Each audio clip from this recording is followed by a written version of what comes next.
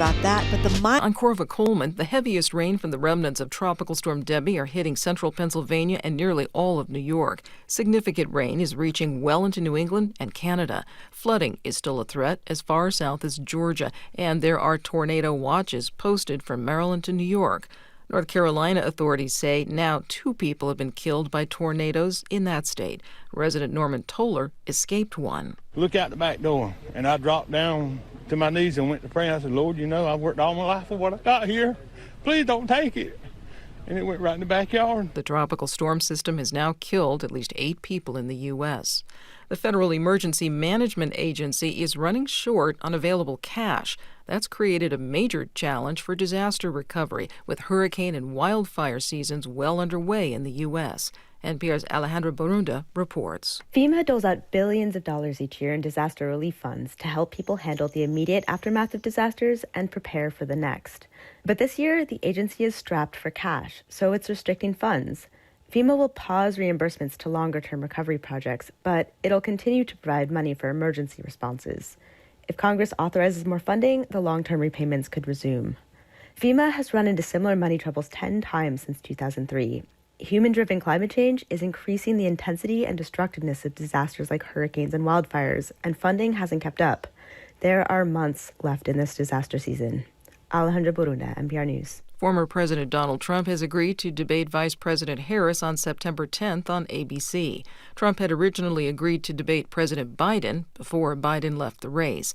Then it wasn't clear that there would be any presidential debates. Speaking yesterday, Harris welcomed the news. I'm glad that he's finally agreed to a debate on September 10th. I'm looking forward to it and hope he shows up. Trump has proposed an additional 2 debates in September on Fox and NBC. Harris's campaign says it's reviewing that.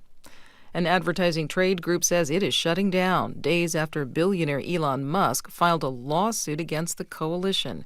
As NPR's Bobby Allen reports, Musk sued the group over its role in boycotting his social media site, X. The Global Alliance for Responsible Media is a group of advertisers that has taken a collective stand against online hate speech and misinformation.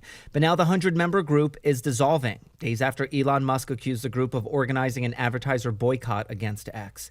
The coalition says it believes it would have won in court, but says it doesn't have the financial resources to defend against Musk's legal team. Ex-executive Linda Yaccarino celebrated the advertising group's collapse, writing that, quote, no small group should be able to monopolize what gets monetized. A separate suit Musk filed against the watchdog group Media Matters has cost that nonprofit organization millions of dollars in a matter of months and prompted layoffs. Bobby Allen, NPR News. This is NPR. Good morning. With the latest from the GBH Newsroom, I'm Henry Santoro. Senator Ed Markey is focusing his attention on food insecurity with a couple of stops in Boston today. His office says the senator will attend an event at the Dorchester Food Co-op, where he is right now. He's going to tour that facility and see the work they're doing to address food insecurity. And then this afternoon at 2:30, he'll visit and tour the Eastie Farm on Sumner Street in Boston to learn about its food and climate justice initiatives. Eastie Farm has a Climate Core program that offers a Earn to Learn fellowship where high school students train for green jobs by assisting with farming and caring for trees and working in their greenhouses to learn about renewable energy. After months of in-person verbal attacks at its town meetings, the Canton Select Board has shifted its meetings to Zoom only. The Globe reports that most of the attacks have been by supporters of Karen Reed, the woman who was on trial for the murder of her boyfriend, John O'Keefe. That case ended in mistrial.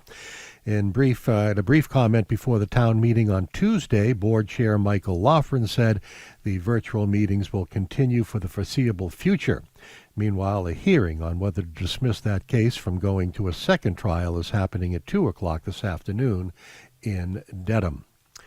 In business news, the liquor license now for the now-closed popular downtown Crossing Bar and Grill, Silvertone, has been sold for $600,000 to John Hines IV.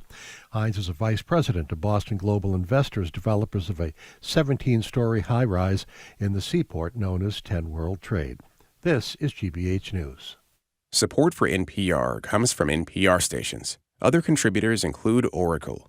Oracle Cloud Infrastructure is a platform for database, application development, and AI, designed to provide cloud services wherever users need it. Learn more at oracle.com/radio.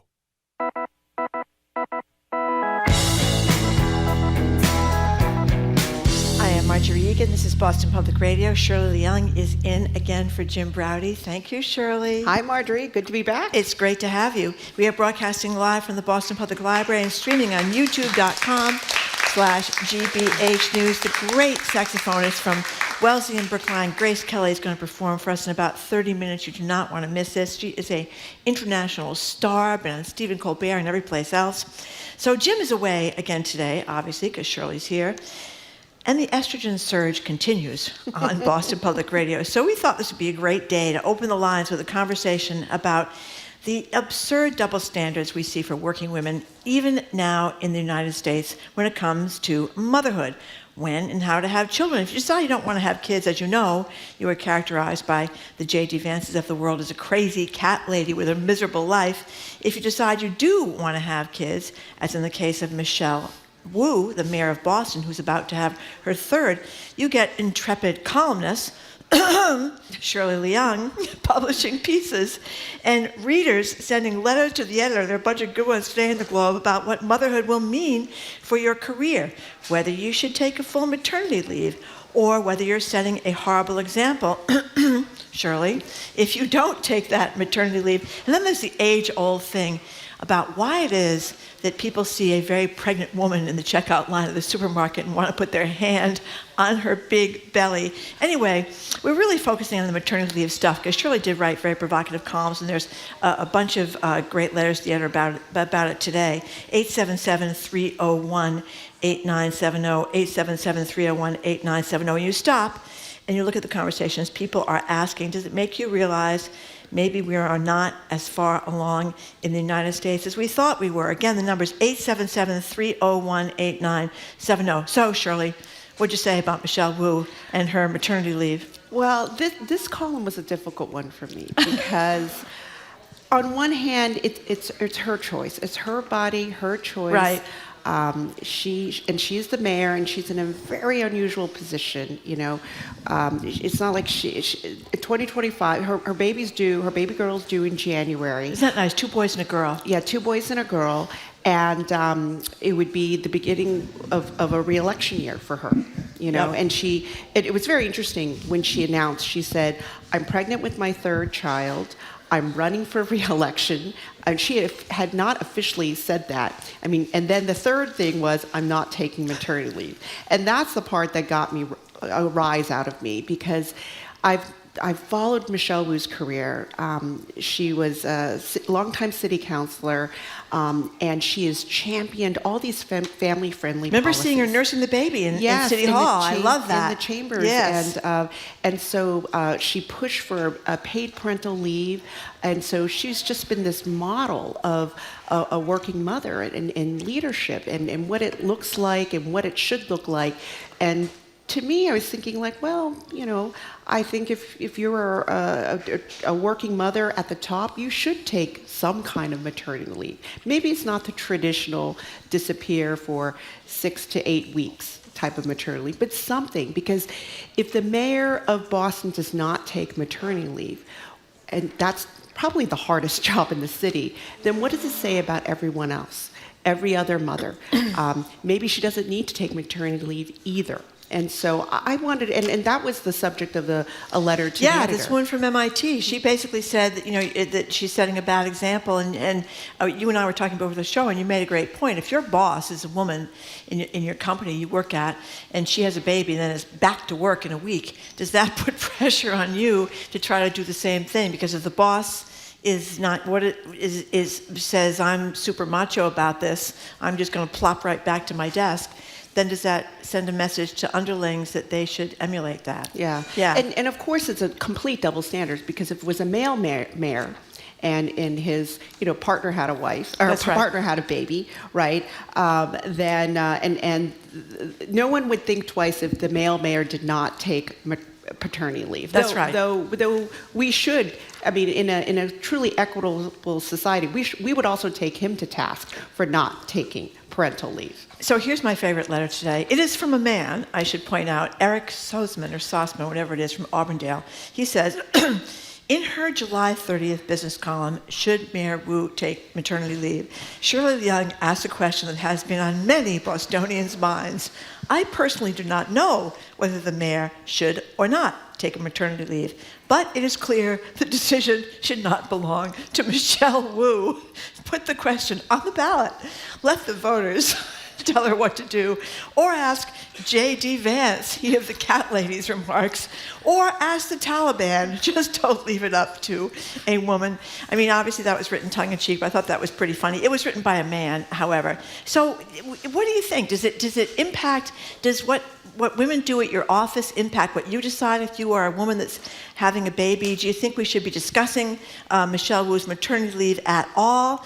It has become, I mean, you must have gotten a lot of comments on your story. I did, and it was pretty evenly split, you know. Some people were like, yeah, I think she should take some kind of maternity leave. And then others were like, oh, it's her body, it's her decision. You know, it's the, you know, that's what it's all about. Women, it's a women's choice. You know, this is where we've earned that right to just choose for ourselves. But, you know, I also did talk to doctors, right? And the doctors told me, listen, like, she probably should take about 2 weeks off. Most women take anywhere from, 6 to 8 weeks off. Yeah, that's right. And so, but also the doctor said it is way too early for Michelle Wu to determine whether or not she will need or not need a maternity leave. A lot of things can, a lot of things can happen. You can wind up with high blood pressure, right. And you have that's a big, scary issue. You can wind up having a C-section, which is very common, and that means you're having surgery and all that kind of stuff. So what do you think? 877-301-8970 is our number. Yeah. No, didn't you have Mayor Wu on this week? Yes, we did have Mayor Wu. You want to hear what she said? Let's hear what she had to say. Yep, here's a clip from Mayor Wu talking about this earlier this week. It is a job where you can't really define the times when you're on, the times when you're off. Everything is at the sort of will of what needs to be done and decided in the city. So I will certainly be adjusting how I do the job, working with the team to delegate whatever can be delegated. And it's not a job where I can go away for 6 weeks or 12 weeks and, hope that's how everything will be okay. I thought that was an excellent point, Shirley. It is. Okay. It is. Okay. Let's open the lines. We have a man calling first. Barry from Mansfield. What do you think, Barry? You there? Barry? Oh, Barry? Did I have the name wrong? Are you talking to Barry or Mary? Oh, Mary. I thought it was, we made a mistake. I'm sorry. Mary, Girl. You are not a man, as it turns out. Good, because we didn't want a man to be the first person to weigh in on this. All right, Mary from Mansfield. Yeah, what do you think? No. First of all, I'm a mother of kids, and I had a stay-home husband, but I worked as a nurse practitioner. And I had two settings. One where if you were breastfeeding, you could bring your child to work, because it was a WIC setting. And where the tenor of where you work, and if it's child-friendly, that's one thing. And if the other setting was like a primary care office, and we were so busy, there was just no way you could have your child there because it was just like so fast-paced. And the fact that Mayor Wu works as she's in a position of leadership, and she can control the nature of the way people see having children at work. She can actually bring her kids to work, and it's not frowned upon because she doesn't frown upon it. I also had a stay-home husband who actually supported the family, so that also made it a possible thing. And the mayor does too, we should say. He gave up his job to stay home and watch the kids while she's the mayor. That makes a big difference, So Mary, so did my husband. That's huge. He was like toting the breast milk home, and so that's like a huge thing as well. So Mary, but the nature of your employer is a big difference. Right. So Mary, as a nurse, I mean, physically though, should women take a little bit of time off after giving birth? From a medical perspective. It's physically challenging. You need medically, yes. It's really, really hard. I mean, your body's physically exhausted. I mean, it's medically, if you pass a bowling ball through your body, you need to rest. I'm sorry. How about a large watermelon or a television set? How about that, Mary? I like that water. That's really. You're right. It's actually bigger than a bowling ball. It's more like a watermelon. More like a watermelon, especially if your kid has a big head. I had one of those. Me too. Yeah, you don't want those big head babies. You want a small headed baby. Mary, thank you very much for the call. Yeah. That was a great way to start things off. 877-301-8970. Here's a good text. I'm a woo critic, but she's damned if she doesn't take maternity leave for setting a bad example, and damned if she does for not being mayor for several weeks when she runs for re-election. I mean, that is a good point. No, that's a good But point. I will say one thing, though. I think we have done nothing on child care in the United States for like 40 years. It's ever more expensive, and you don't get any more help from the government. It's really bad. But we have made progress on maternity leave. I mean, there's a lot of companies, especially the tech companies, that give people like 3 and 4 and 5 months paid maternity leave, and they give the dads a month or 2 paid too. So we have made some progress there. So one of the reasons why I decided to write this column is because, you know, my kids aren't that old. They're 11 and 13. Right. But when I had them, there was no parental leave at the Boston Me Globe. neither. Right. And so I remember, I just wanted to remind everyone that this is a hard-fought amenity. You know, I cobbled together vacation and sick time and also disability. Remember that? We were all disabled.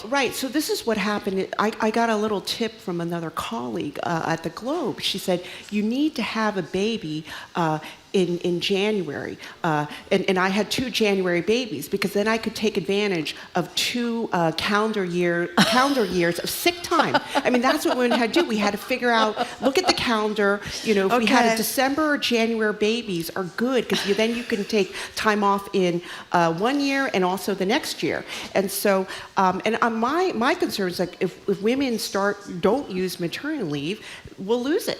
And so, anyways, I just wanted to. Anyways, it is the mayor's choice, and I actually think ironically, by declaring she's not taking maternity leave, it allows us to have a discussion and talk about it. I'm sure she's very happy we're talking about this. Here's another text. The most feminist thing Mayor Wu can do is whatever works best for her life, regardless of what anyone, even another woman, thinks. I mean, that is kind of the thing that we are weighing in on this in a way we probably wouldn't weigh in. But it is relatively new, as you say. And maternity leaves are a lot of people would like a maternity leave when their kids are teenagers. That might be the time when you would really That's right. time off to watch what they're doing down there in the finished basement. Should we take another call? Sure. Barrett like carrot. Hi, Barrett. Or Barrett like carrot from Cambridge.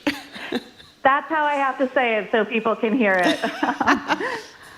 I teach prenatal and postnatal yoga for a living, and I have for 20 years. And I have kids just your age, Shirley, so I can't wait to read your article.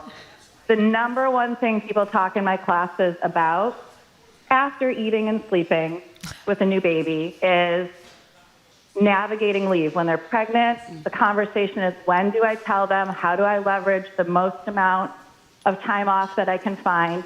Things like what you just said, like when to have a baby type thing. It's just ridiculous people have to think about things like that.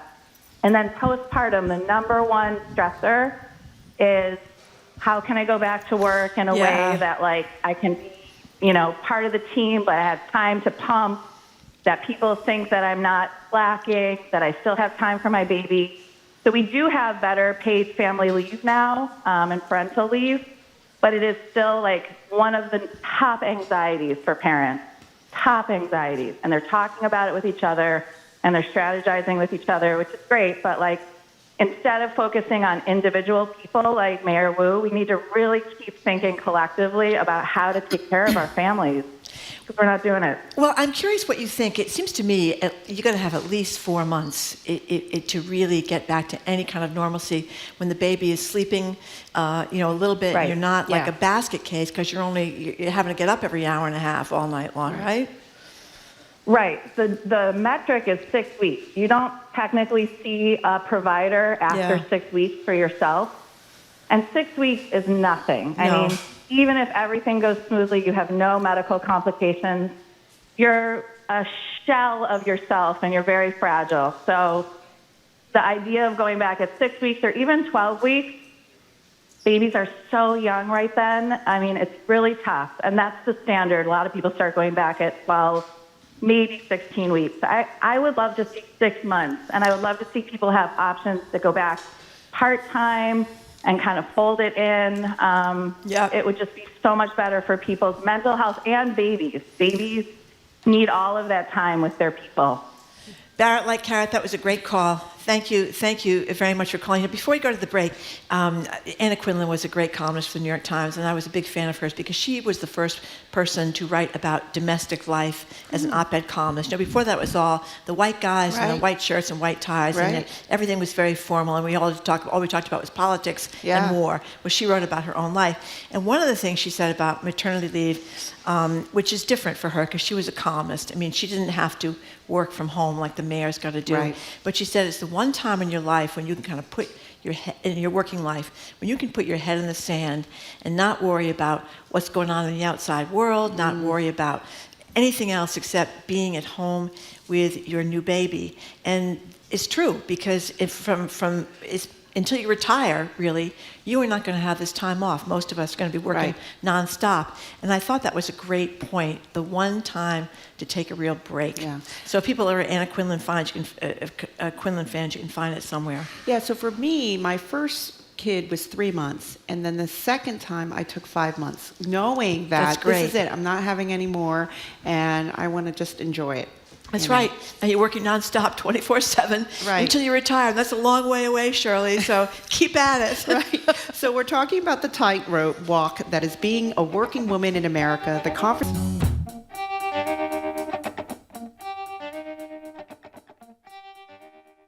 I'm Marco Werman. The World's Newsroom brings you the big picture stories and some other stuff. The whole of Niagara Falls is ripping over my right shoulder. As an ice climber, it's the largest, wildest thing I could think of climbing, and it's never been climbed. So I'm really happy to have had the opportunity to go and stick an ice tool into it. Join us and hear the world. This afternoon at 3, here on GBH News 89.7. Our programs are made possible thanks to you. And Newport Mansions, presenting the annual Newport Mansions Wine and Food Festival September 20th to 22nd at Rosecliff, featuring 3 days of seminars, wine and spirits tastings, and exhibitors. Tickets at newportmansions.org. And Carr Financial Group, independent fiduciaries committed to guiding investors through the changing economy with wealth management, financial, and retirement planning services. Consultations can be scheduled at carrfinancial.com.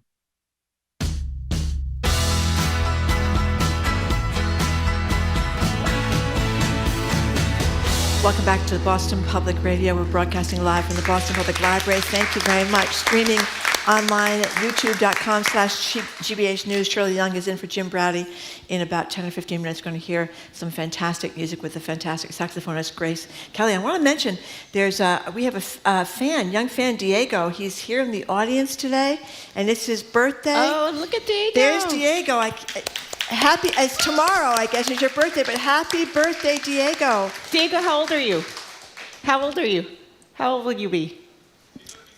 He's going to be 7. Oh, that's great. That's a great age. Yeah, I'm very impressed to have a 7-year-old fan. That really makes my day. Okay. But anyway, we're talking about maternity leave. A lot of the texters are saying, why should it be anybody's business? Here's the guy from New Hampshire, Carl from New Hampshire. How is the mayor's pregnancy at all a matter for radio commentators, listeners, voters, or the rabid right to have an opinion about what she should do? Has the fight for women's rights to control their bodies fallen apart? Basically, he thinks it's none of anybody else's business. A lot of other people think that too. But then they're making the point too that you have made, that if the boss, if someone in a position of power in your company is bouncing back, we talked before we went on the air about Marissa Mayer from Yahoo, who ran the Yahoo before she got the whole company got in trouble.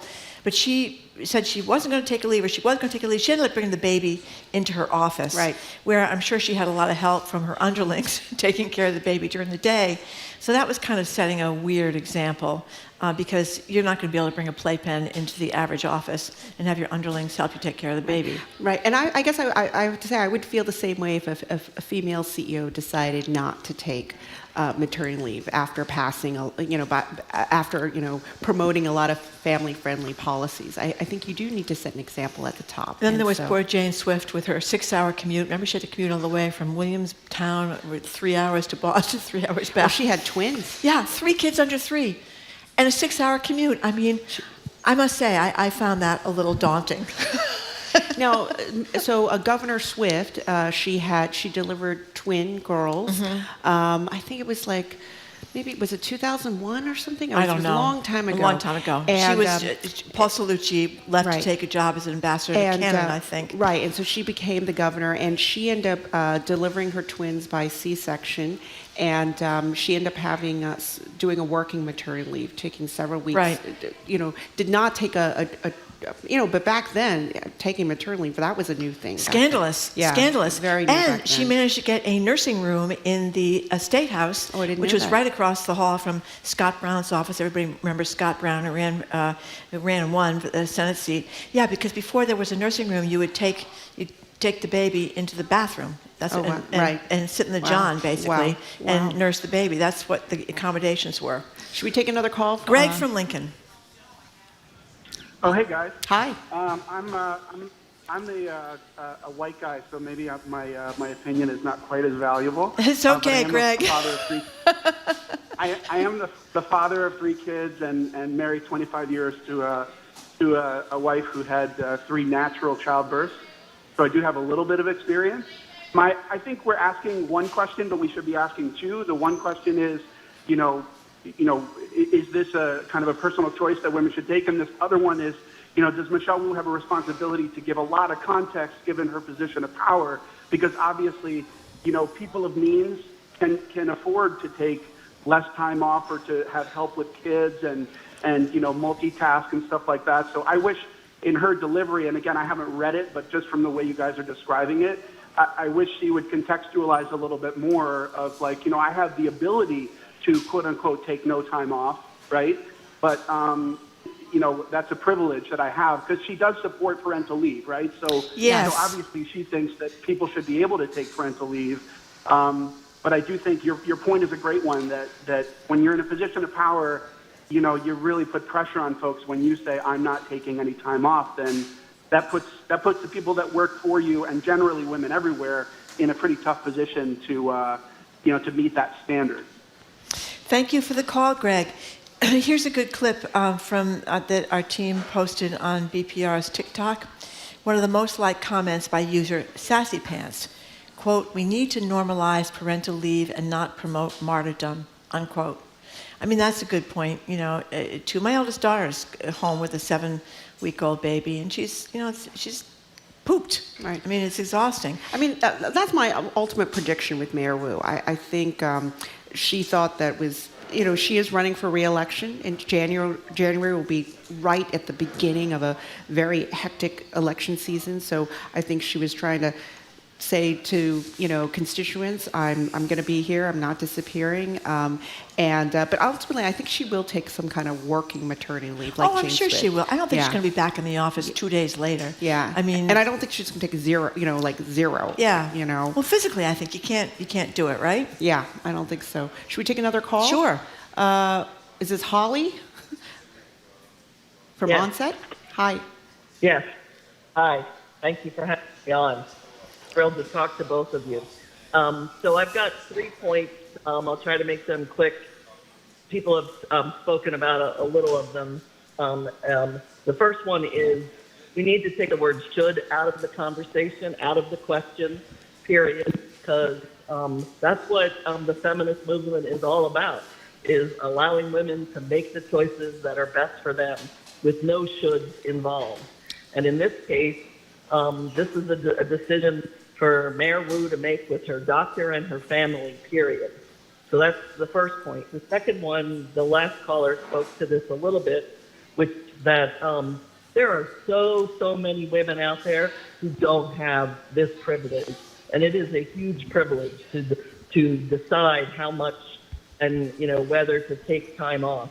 There are so many women working in jobs where they don't get that choice at all. So that's another thing that needs to be addressed, obviously, because it is such a disparate world out there. And then now that's what my third point was. Well, those were 2 good ones, Holly. Those were 2 good. Yeah. I mean, we are getting more paid parental leave and paid family leave in different positions. The problem is a lot of them aren't. You don't get any money. You Right. know, so that's why the paid part is such an important thing. Well, now there's a state law. You do get Now you do. You do get paid Yeah, time off. now you do. And you know, once again, other countries are so far ahead of us. You get a year off. Yeah, a lot of the Scandinavian countries where people are the happiest when they do these surveys, where are the happiest, Finland, Norway, etc. They do get a year off, and not only that, they get these nurses to come to their homes and help them take care of the newborn babies, which is a pretty neat thing. I love this comment from Kevin on Twitter. Can I read it out loud? Sure. I love this. He says, Mayor Wu is showing that parents can create and model family-friendly workplace policies by adapting her workload post-pregnancy. It's a shame to miss that lesson by focusing on whether how much time she chooses to take. I think that's a really good point. Yeah, that is a really good point. And like I said before, we have gotten somewhere on this. You know, and it's interesting, we haven't gotten anywhere on so many other issues like childcare. I mean, everybody I know that's either got a nanny or a daycare situation, they're paying as much for daycare as they're paying for their rent or their mortgage. Well, I think the millennials, at least at the millennials really pushed for this, I feel like, at least at the Globe. I mean, the Globe has an incredible parental paid leave policy now, and both, what's so great about it is that not only, the pregnant staffers take it, but also dads. Yeah, you know? dads. The dads are taking it, and so I see so many millennial men taking time off to be home with their newborns, as well as moms. It's great. We have time for one more call here. Jonathan from Somerville, thank you for calling. Hi, thanks for Hi. having me. Sure. I'll start off by saying I'm a big supporter of maternity and paternity leave, but I think the idea that Mayor Wu needs to make her decision based on the fact that she's an executive of the city is crazy. She should be able to do what she wants to do, and what's good for her, and she should, as an executive, just like of a city or any other company, tell her direct reports that the policy is that they're supportive of maternity and paternity leave, but her choice, she shouldn't feel obligated to do something just because she's an executive. Yeah, that's a great point too. Thank you for that, Jonathan. You know, I think the mayor was saying too that she can be doing a lot of work from home. Yes. I mean, and that's another thing. If you have the kind of job where you can work from home with a newborn baby, that's obviously much different than if you're a teacher that has to be in the classroom, or somebody does some kind of physical job where you actually physically have to be there. So now I think it might be a little bit easier in general because of so many of us working from home. Yeah, we're used to seeing people work from home. We know that can be as productive or more productive working from home, and also there's a lot of Zoom. Although the other big joke, Shirley, I don't know if you were like this, but I remember before my first daughter was born, I had these ideas that I was going to have 6 weeks off, which wasn't that much, but I thought I was going to get all these projects done. During the 6 weeks. Oh, yes, I know. Weeks off. You're going to bake a lot of bread. Yeah, that's right. You're going to organize everything. And you're going to declutter. It was 7 o'clock at night. I hadn't even brushed my teeth. That's how it ended up working out for me anyway. So we're out of time. I think we're on to our next. We have a little quick break, and then it's time for Live Music Friday.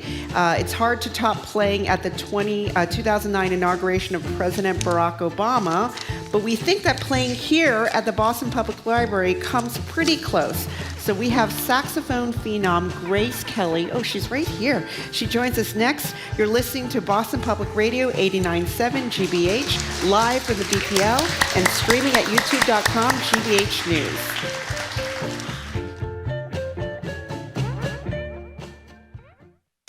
I'm Jared Bowen. Today on The Culture Show, it's the end of an era. Steven Tyler's vocal cord injury means the end of Aerosmith's live performances. And is it time for the public gardens Make Way for Ducklings statues to make way for a Robin Williams and Good Will Hunting tribute, plus the Harvard Art Museums? Despite the controversy that comes with the Sackler name, it will remain on their building. That and more on The Culture Show's Week in Review, today at 2 on 89.7 GBH. Support for GBH comes from you. And Landmarks Orchestra, hosting a free chamber concert with pieces from Mozart and Mikhail Glinka, performed by the River School Conservatory on Saturday, August 10th at 7 at the DCR Hatch Shell, landmarksorchestra.org. And Burton's Grill and Bar, offering weekend brunch with dishes such as cast iron French toast, chicken and waffles, and short rib hash. A gluten-free menu is also available. Information on menus and locations at burtonsgrill.com.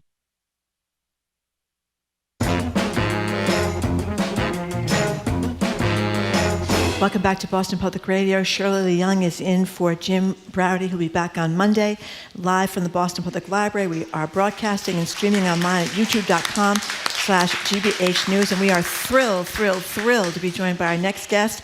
At 16, Wellesley and Brookline native Grace Kelly played at the inauguration of Barack Obama alongside the great Dave Brubeck.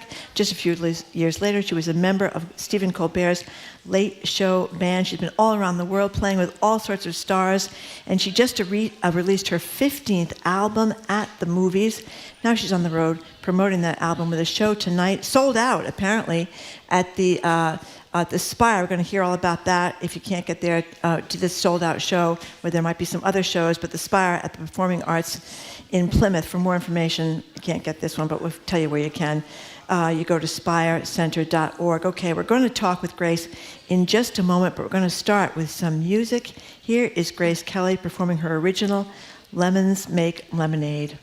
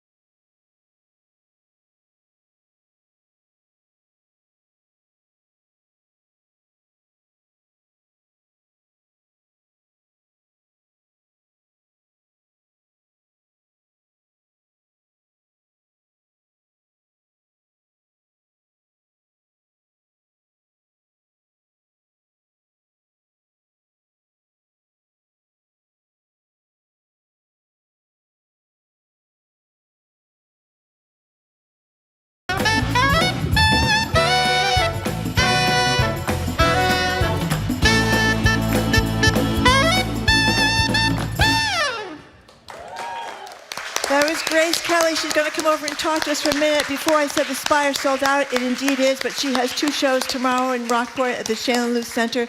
Tickets are available for the 8 p.m. show. Go to rockportmusic.org. Grace is making her way over.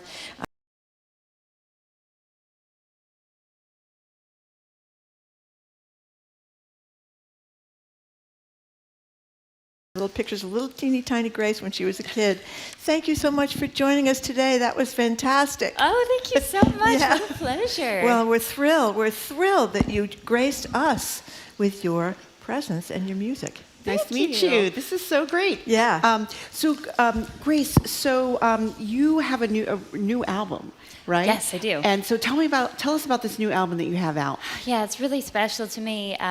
Growing up, I have always loved great movies, and my family had this tradition that every Friday night we would go to our favorite Chinese restaurant in Brookline, Massachusetts, Ming Garden. Unfortunately, no, it's not there anymore. Yeah. And then we would go to Blockbuster and pick a movie for the night. And so my dad has fantastic taste in cinema, and he brought home High Society one night, and that's the first time I saw Princess Grace Kelly. And at the time, my birth name is Grace Chung. I'm Korean American, but this is the really fairy tale part of the story. His name is Bob Kelly. He's my stepfather, but he's always been my dad since I was 2 years old. He's raised me. And when I was 7 years old, he legally adopted me and my sister, and my name turned into Grace Kelly. Oh, wow. It's a real fairy tale. I mean, and it's a great story. Yeah, and in this album, we cover the Cole Porter song, True Love, which is the only song Grace Kelly sang on screen. And then the other really important part of this album was Charlie Parker with Strings. It was a really important jazz record to me. I used to listen to it every night, and Charlie Parker's a huge hero of mine. And when I was 13 years old, I got the chance to perform with the Boston Pops Orchestra as a special guest. 13. And I remember that feeling of being like, this is heaven. And so one day I always hoped to make an album. So now we're marrying my love with, performing with strings in the orchestral setting and with movie music. And we brought on an incredible cast, including my producer, Brian Carter, who just won Tonys and Grammys for his award-winning work on the hit musical Some Like It Hot. And we've been doing some performances for it, and we're going to be doing a performance with that group actually on October 13th in Massachusetts, in Lenox, Mass. So it's been very exciting. I read in one of these stories about you, Grace, that you spoke with one of our colleagues here at GBH, the great radio personality Ron Delachiesa, about doing this. So how did he fit into your plan? Ron is a huge part of the reason why the project exists. He was actually initial inspiration for it. My mom grew up listening to his radio show when I was like, a baby, and I remember hearing the sounds from his program, and I had the wonderful honor and delight of getting to know Ron, and he's the greatest guy. And years ago, he said to me, one day you should do something at the movies, Grace Kelly. Like, he literally put that idea in my head, and then as this project's formed, it made sense to me to really pull the inspirations from my jazz background as well, and to pick out certain songs that really mean a lot to me. But Ron is a huge part, and I just love him so much. I think your mom and dad are here today. Yes, they are. That's right. There they are, right there. Oh, there they are. Mom with the camera. Yeah, exactly. Nice job raising the kid. That's all I can say here. So tell us a little bit more about how you become a prodigy, singing and playing the saxophone. How did you know you were special, you had a gift? Well, I feel very lucky because music and the arts and being creative has always been this thing that's kind of like, it's like breathing for me. It's like a lifeline. It's a way of expressing. And so when I was 6 years old, I fell in love with musical theater. And my parents actually took me and my sister to see many Broadway shows in New York City, even though I fell asleep.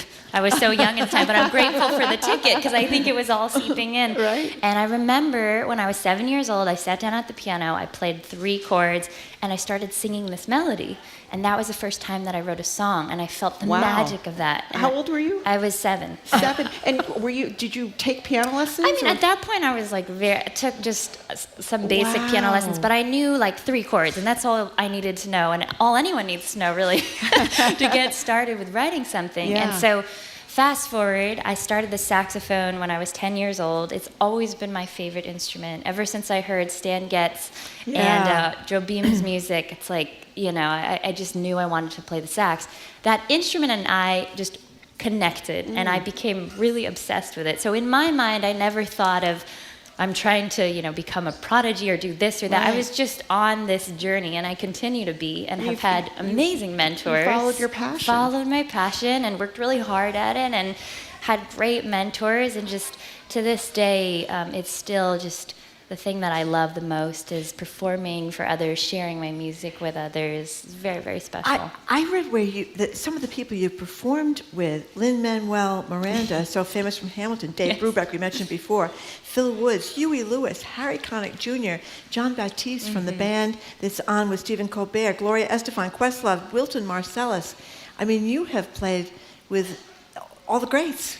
It's a lot of pinch me moments. And that song that I opened up with, Lemons Make Lemonade, John Batiste is actually a guest on my album version. Oh, and wow. it was such Lucky you. Oh yeah, such a thrill. We actually recorded it at CBS rehearsal studios. But so many of the folks you just mentioned, all of the folks you mentioned, and so many others are heroes of mine. And I'm just such a big fan when I'm on stage and getting to hear them, and it's kind of a pinch me moment, and then I'm like, oh my gosh, we're doing this, we're like making music, and it's just, I just love collaborating with others, and I feel so inspired by great artists, and so that's a real gift. So you probably told this story a million times, but how did you end up performing at Obama's inauguration? Oh my gosh, what a time that was. So Wynton Marsalis, Grammy Award-winning trumpet player, who's I'm a huge fan of.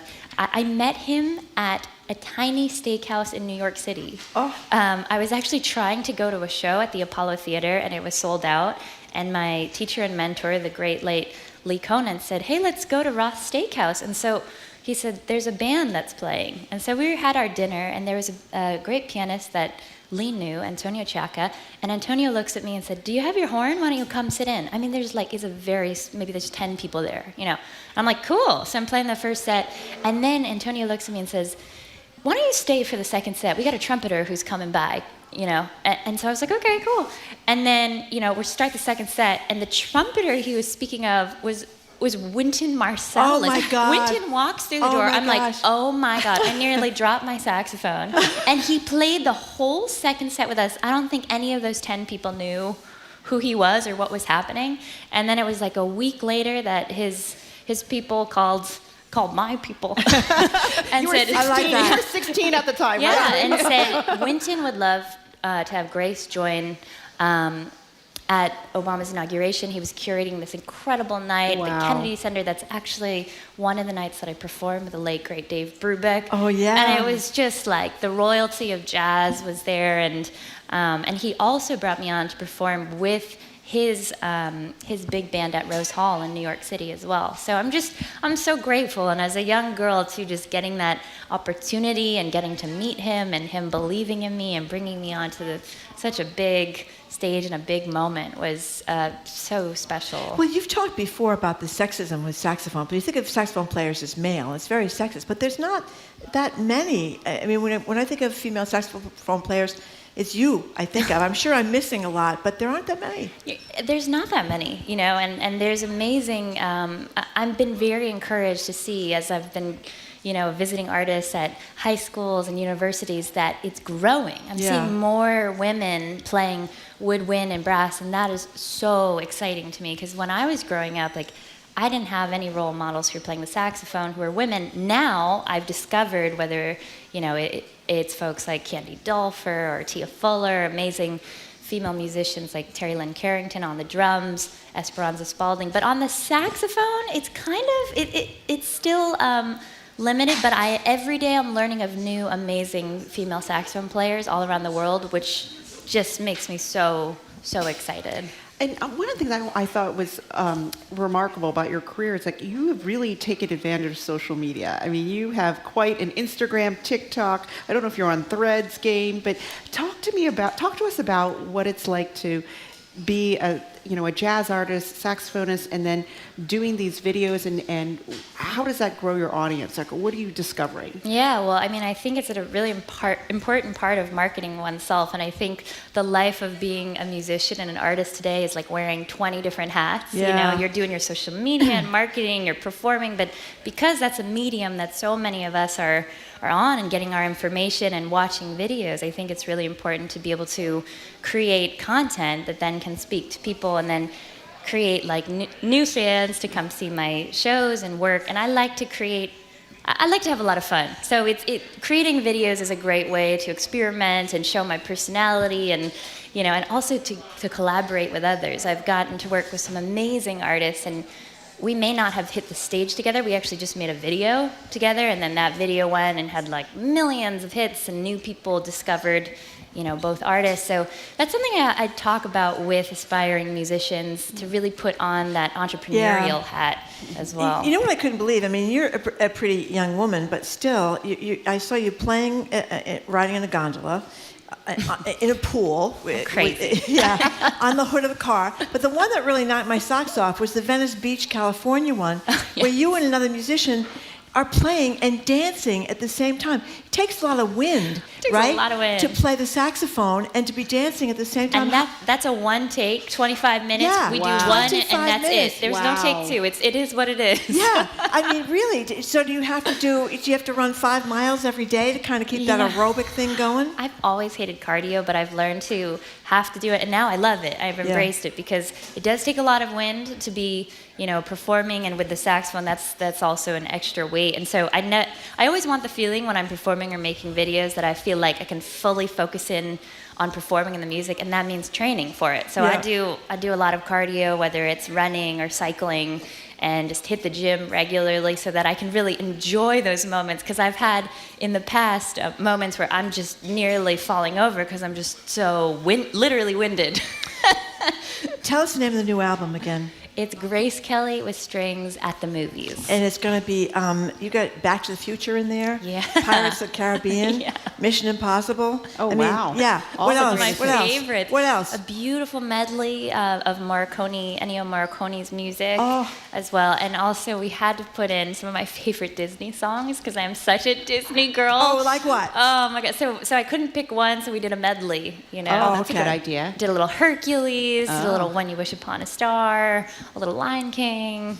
Okay, so we know you play, the sold out, the Plymouth show is sold out, but you're going to be 2 shows tomorrow in Rockport, Shailene Lou Center, which is one of the most gorgeous places to watch music. And you can, tickets available. You guys got to put the screen up a little bit so I can read that there. I don't know if I have it on my, tickets are available. 8 p.m. show, rockportmusic.org. What are you going to play for us next? I'm going to play an original song. This is one that I'm sorry, we didn't talk. You do a lot of your writing. Yes, I do a lot. Yes. I mean, it's I love writing. Yeah, this is one you wrote yourself. It's for my love. It's for my man, and it later went on to win the John Lennon Song of the Year award, which was a huge honor and also a surprise. And since then, I've heard people discovering this song and writing to me and saying this was the song that my husband proposed to me, or this was my first dance song. That's great. And I'm always in a pile of tears because the greatest gift as a composer is to hear what the music has meant to others. And we're celebrating love in this case, so that's really so beautiful. All right. Okay, we're going to hear, the song is Feels Like Home. This is an original song by Grace Kelly. She's going to play it for us in just a second. As I said before, the Plymouth show is sold out, but there are 2 shows tomorrow in Rockport at the Shailene Lou Center. If you haven't been there, it is a gorgeous place to watch music. You can get tickets for the 8 p.m. performance. You go to rockportmusic.org. Here's Grace Kelly, Feels Like Home.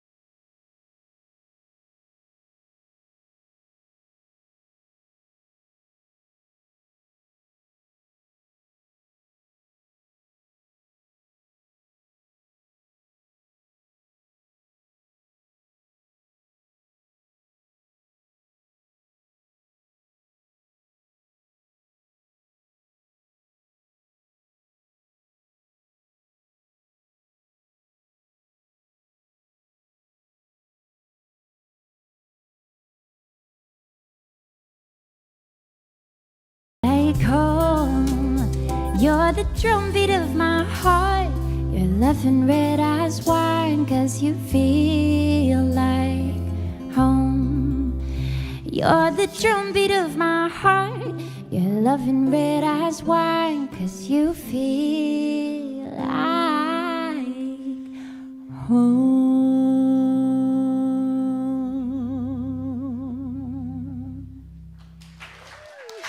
Oh my God. That was spectacular. amazing. I hope you take this as a compliment, but she reminds me like Asian Nora Jones. That's right. right. You remind me of Nora Jones. Oh my God, amazing. So we've been listening to saxophonist Grace Kelly, Asian Nora Jones. For those of you who remember Nora Jones, her new album is at the movies. She's playing tonight, 8 p.m. at the Spire in Plymouth. I think it's sold out, but she also has 2 shows tomorrow in Rockport at Shaolin Lu. Tickets still available for the 8 p.m. show. Go to rockportmusic.org. After the new news, GBH's Callie Crossley. I see Callie here.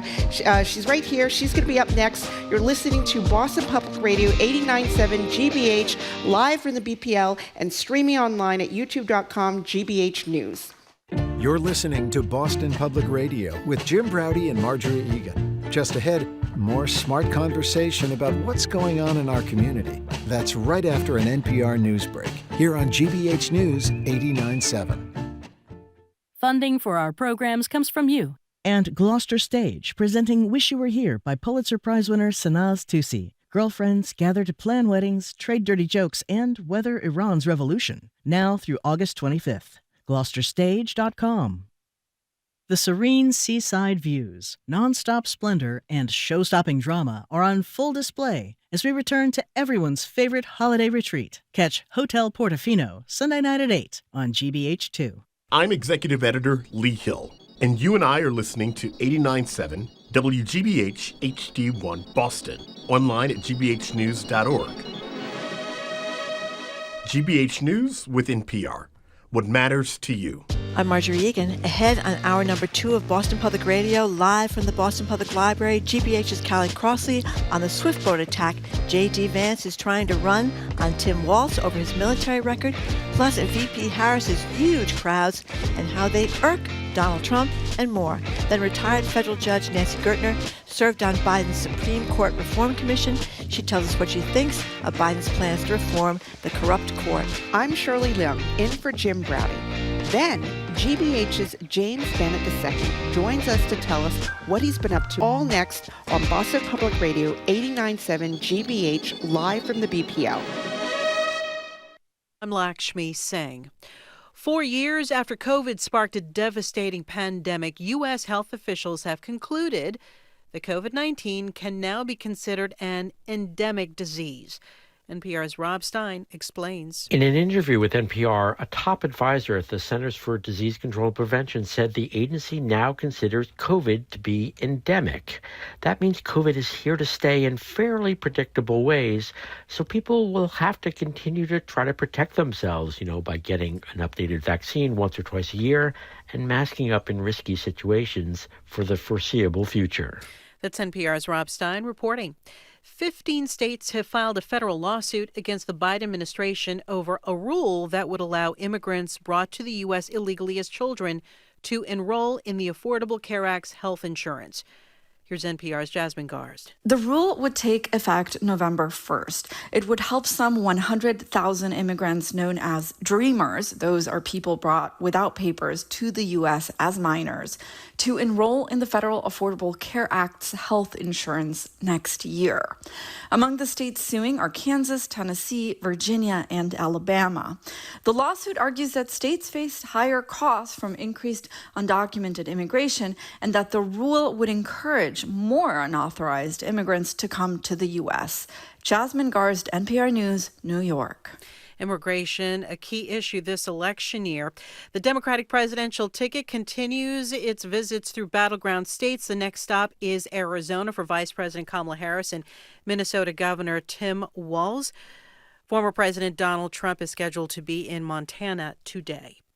Ukraine is pressing ahead with a military offensive inside Russia while Russian forces are scrambling To respond to the surprise attack, NPR's Greg Myrie reports that fighting appears to be ongoing in multiple villages and towns in western Russia. Russia and Ukraine are saying little about the battles in the Russian border region of Kursk, now in its fourth day.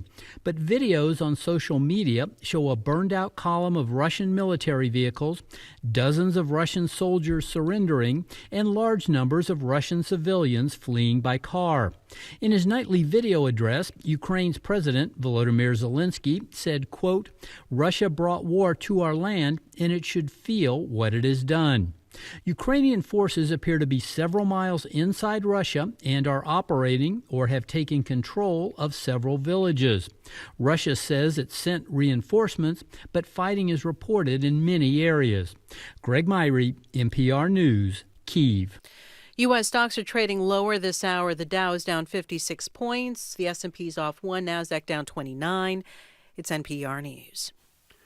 Good afternoon. With the latest from the GBH Newsroom, I'm Henry Santoro. There's a plan underway to turn an office building in Boston's South End into 44 income-restricted housing units, otherwise known as affordable housing. A local nonprofit is behind the project at Via Victoria in 2 San Juan Street and says the proposed conversion is one of a laundry list of local housing initiatives to receive funding under the new state housing law. The conversion is likely to take place next year or the year after. Town of Rentham taking steps to join Plainville and other area communities by enrolling in alternative electricity program. Sun Chronicle reports that Rentham Community Electricity is being developed by the town to provide residents and businesses more electricity supply options and more renewable energy. Town officials say the program could be an alternative to National Grid's default supply and other third-party electricity suppliers. Voters at the June 2023 annual town meeting gave the go-ahead for the town to look into such a plan. And a Falmouth road race regular is running the men's Olympic marathon tomorrow for the United States. The Falmouth Enterprise reports Clayton Young has run the Falmouth road race 4 times since he graduated college in 2019. Qualified for the Olympics this past February with the marathon time of 2 hours, 9 minutes, and 6 seconds. Young has one of the top 10 fastest marathon times ever run by an American. And weather permitting, the Red Sox are back at Fenway tonight hosting the Houston Astros. The Revs host NYCFC at Gillette. This is GBH News. Support for NPR comes from NPR stations. Other contributors include Progressive Insurance, home of the Name Your Price tool, so drivers can see coverage options at Progressive.com or 1-800-PROGRESSIVE. Price and coverage match limited by state law. And the listeners who support this NPR station.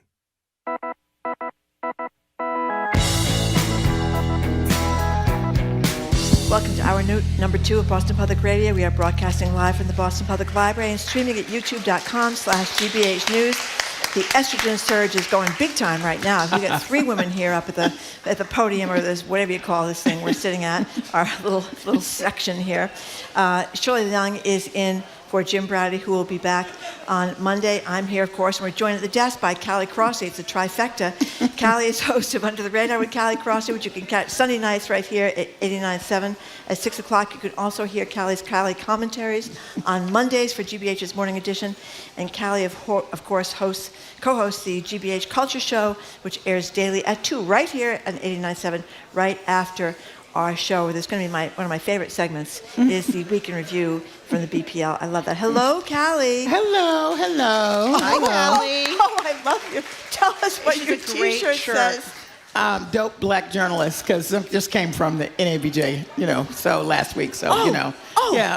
You were there, right? Of course, yes. I called in last week and talked about it. Yeah, that's right. I forgot that you were there for the notorious interview with Donald Trump. Yes. Right. Yes. Yeah. Of the 3 of us, we do have a trifactor, but of the 3 of us, I'm the only one that's the childless cat lady. And who can't recall when she turned black. But other than that. Yeah. We're going to play some more sound from the former president about his crowd size, which he seems to be obsessed with in a couple of minutes. But have we talked to you about Kamala Harris? No. Yeah. Go ahead. Well, first of all, if I may take credit for myself, in 2016 I wrote a commentary that she was the best possible chance for the next female president. That was prior to Hillary Clinton. Wait, in 2016 2016. you did this? Wow. She had just been elected to the Senate. She had not been to Washington. She had not seen her office, which I said in the piece. And I noted in my piece, everybody right now is listening to me saying, Kamala who? Let me tell you who she is. And what made you write that piece back Because then? I just have been following her for a long time, and I watched how she operated in her spheres as Attorney General and the other prosecutorial work and all of the other support that she had from many other attorneys general. And I thought, this woman has all that it takes to do it. And so I began my commentary saying, Tag, you're it. Right. You're the next possible hope. I mean, I've always liked Kamala Harris, and I think she got I liked her in 2020, and I think she got a bum rap as VP. Yeah. And I've been writing about her ever since, including when she stepped down during the last presidential run. And I was hoping that she would be given the chance to be the top of the tipping ticket, because I think she would surprise people, and I think she has. We'll see. Yeah. I think she has. She might even. I think how the momentum that she has now, I think it even surprises her. Oh, I'm sure it does. And, you know, as they say, timing is everything. Right. So a big part of this also has to do with the timing of it and what was happening with President Biden and all of that. So, well, one of the things I thought she handled so well, and it's not easy to deal with hecklers when you're up giving a speech, and she confronted some hecklers. This was about Gaza, the pro-Palestinian hecklers, when she was giving a speech just a couple of days back in Detroit, talking about Project 2025. So let's hear a little bit of Harris reacting to the people that were interrupting her speech. So Project 2025. Look, if he is elected, Donald Trump intends to give tax breaks to billionaires and big corporations. He intends to cut Social Security and Medicare. He intends to surrender our fight against the climate crisis, and he intends to end the Affordable Care Act. You know what? If you want Donald Trump to win, then say that, otherwise I'm speaking. That's hard to do. It is hard to do. And particularly on this issue, I mean, she has to really think about how she's going to respond, both to hecklers in the crowd and in general to the issue. But I think that felt like a gut moment. As people may remember, her saying, I'm speaking, is kind of a signature from the debate that she did with Vice President Pence, and he kept trying to interrupt her. And every woman, I don't care what you do in life, has experienced that interruption. We know it well, where we are. I wouldn't know anything about that, Callie. I don't know what you're talking about. Anyway, so let's compare and contrast. There's been a lot written this week. I'm sorry, I'm interrupting you now, Shirley, but I'm going to go ahead anyway. Compare and contrast Donald Trump, who's apparently irked by the size of her crowds. Yes. So yesterday he's giving a press conference, and of all the important things he could be talking about, he's going back to talk about his crowd size during the inaugural, which of course he lied about, and had Sean Spicer, his press secretary, lied about. But anyway, here's Trump on crowd size. The biggest crowd I've ever spoken, I've spoken to the biggest crowds. Nobody's spoken to crowds bigger than me. If you look at Martin Luther King, when he did his speech, his great speech, and you look at ours, same real estate, same everything, same number of people, if not, we had more. Of course, the fact is, he had 50,000 people, I think, for his. Obama's was much bigger. And Martin Luther King had 250,000 people. Right. So 53,000 and 250,000. I think we know who had the bigger crowd. I know, but, he doesn't deal in reality. So, I mean, you just have to point people to go back and take a look at the photographs that were taken that day. And in the front, where he could see. So if we want to be generous and say, when he looked out closest to him was quite full. But the further you went back, it was nothing. There was nobody there.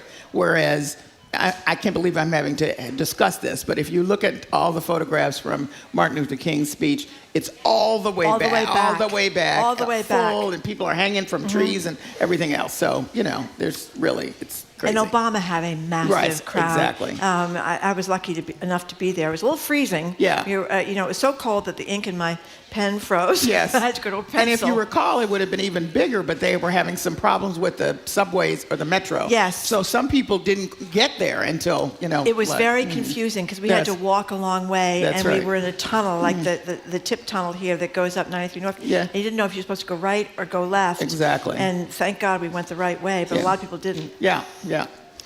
So we were talking yesterday about Governor Tim Walz as Yes, we were. the VP, and Marjorie was reminding me, you were talking about all the big story about his military service and how, did he go to combat or not, and you reminded me it's just like John Kerry all over again, the swift boating controversy.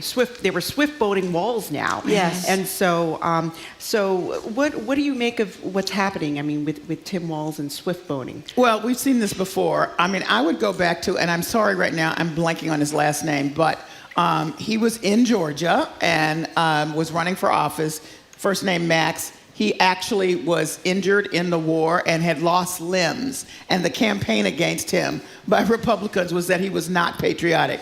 Oh, really? That's right. Oh, wow. That's right. I remember that. Yeah, yeah. And that stuck. So Yeah. I don't Wow. take this lightly Yeah. at all. As you know, it stuck with John Kerry as well. Yeah. I just think it's insane that we are arguing about this. I think what Walz can say and has said in other runs for office, he's explained. And the big issue, I guess, that Vance is saying for him is that he resigned knowing that his unit would have been deployed to Iraq, whereas J.D. Vance's unit got deployed to Iraq and he went over. That didn't see combat, but he went over. Well, it turns out that there's the rule in the state was if he wanted to run for office, Walz, which he had decided he wanted to do, he had to resign his military position.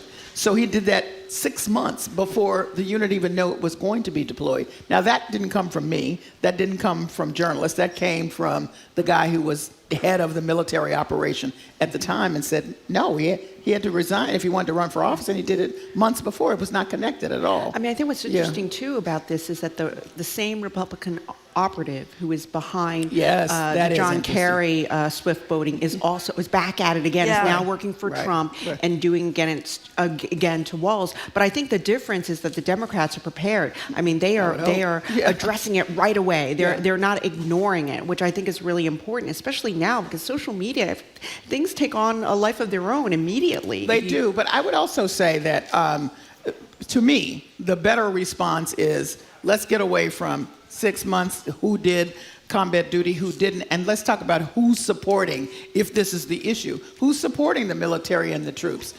Please help me talk about what are you doing for those families who came home and those soldiers who've come home can't get treatment for brain injuries. The families can't get all of the amenities that they were promised for their loved ones having participated in the war.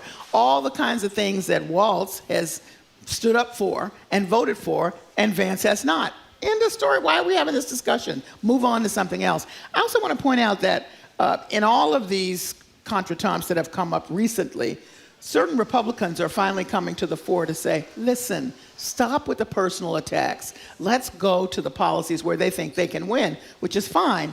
But their point is, they realize that the personal attacks are wearing on who? The independents. We know this is a election that'll be decided on the margins. The independents are the margins. They're not having it. They're not really interested in this. So let's get back to the policies. If you feel you're strong on your policy, then push that forward and stop attacking people personally. Yeah, it's going to be interesting now. Apparently, he is going to do debates. Yeah. And so well, it will one is the only one we know about right now. That's right. Yeah. The ABC debate. Right. He wasn't going to do the ABC debate. Right. Now he's going to do the ABC debate in September. This is Trump and Harris? This is Trump and Harris. What about Vance and Walz? Are they debating? Oh, they will definitely have a debate. They always have. But nobody's said They haven't that. scheduled it Yeah, yet. That's no. true. I don't think that's a good point. But I would be I'd surprised. like to see that too. Yeah. Because they're almost always. I remember Sarah Palin versus Joe Biden, Yeah. and you remember all these VP debates before. Even though they say it doesn't make a difference, the VP choice. Well, what do you think? I think it does this time.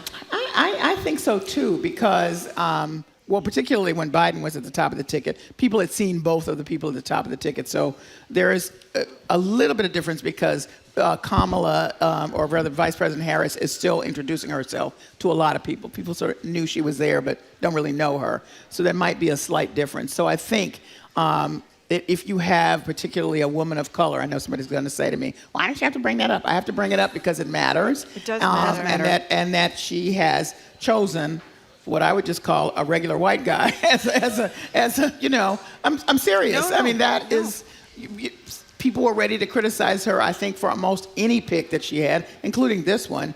But, you know, he represents a big part of America, and there is an example of the two of them really connecting together and having something to say from both places of their lived experiences. So I think in this case, maybe people are paying attention. Yeah, no, I think people are. People are. I mean, this is actually historic, right? To have a sitting president drop out so late in the game, and you know, if Harris wins, I mean, it's a historic election to have first woman, first black woman elected president. So I think people are paying attention, and I think because we're so polarized and I've got to think the election is still too close to call. That it might come down to who's absolutely. VP. You know, Vance is doing a really good job at, you know, putting his foot in his mouth and his whole leg. His whole leg. Oh my God. And then, you know, and then I think now the Republicans, in particular Vance, is trying to do the same thing to Walz to try to make him a liability for And Harris. let me just point this out too.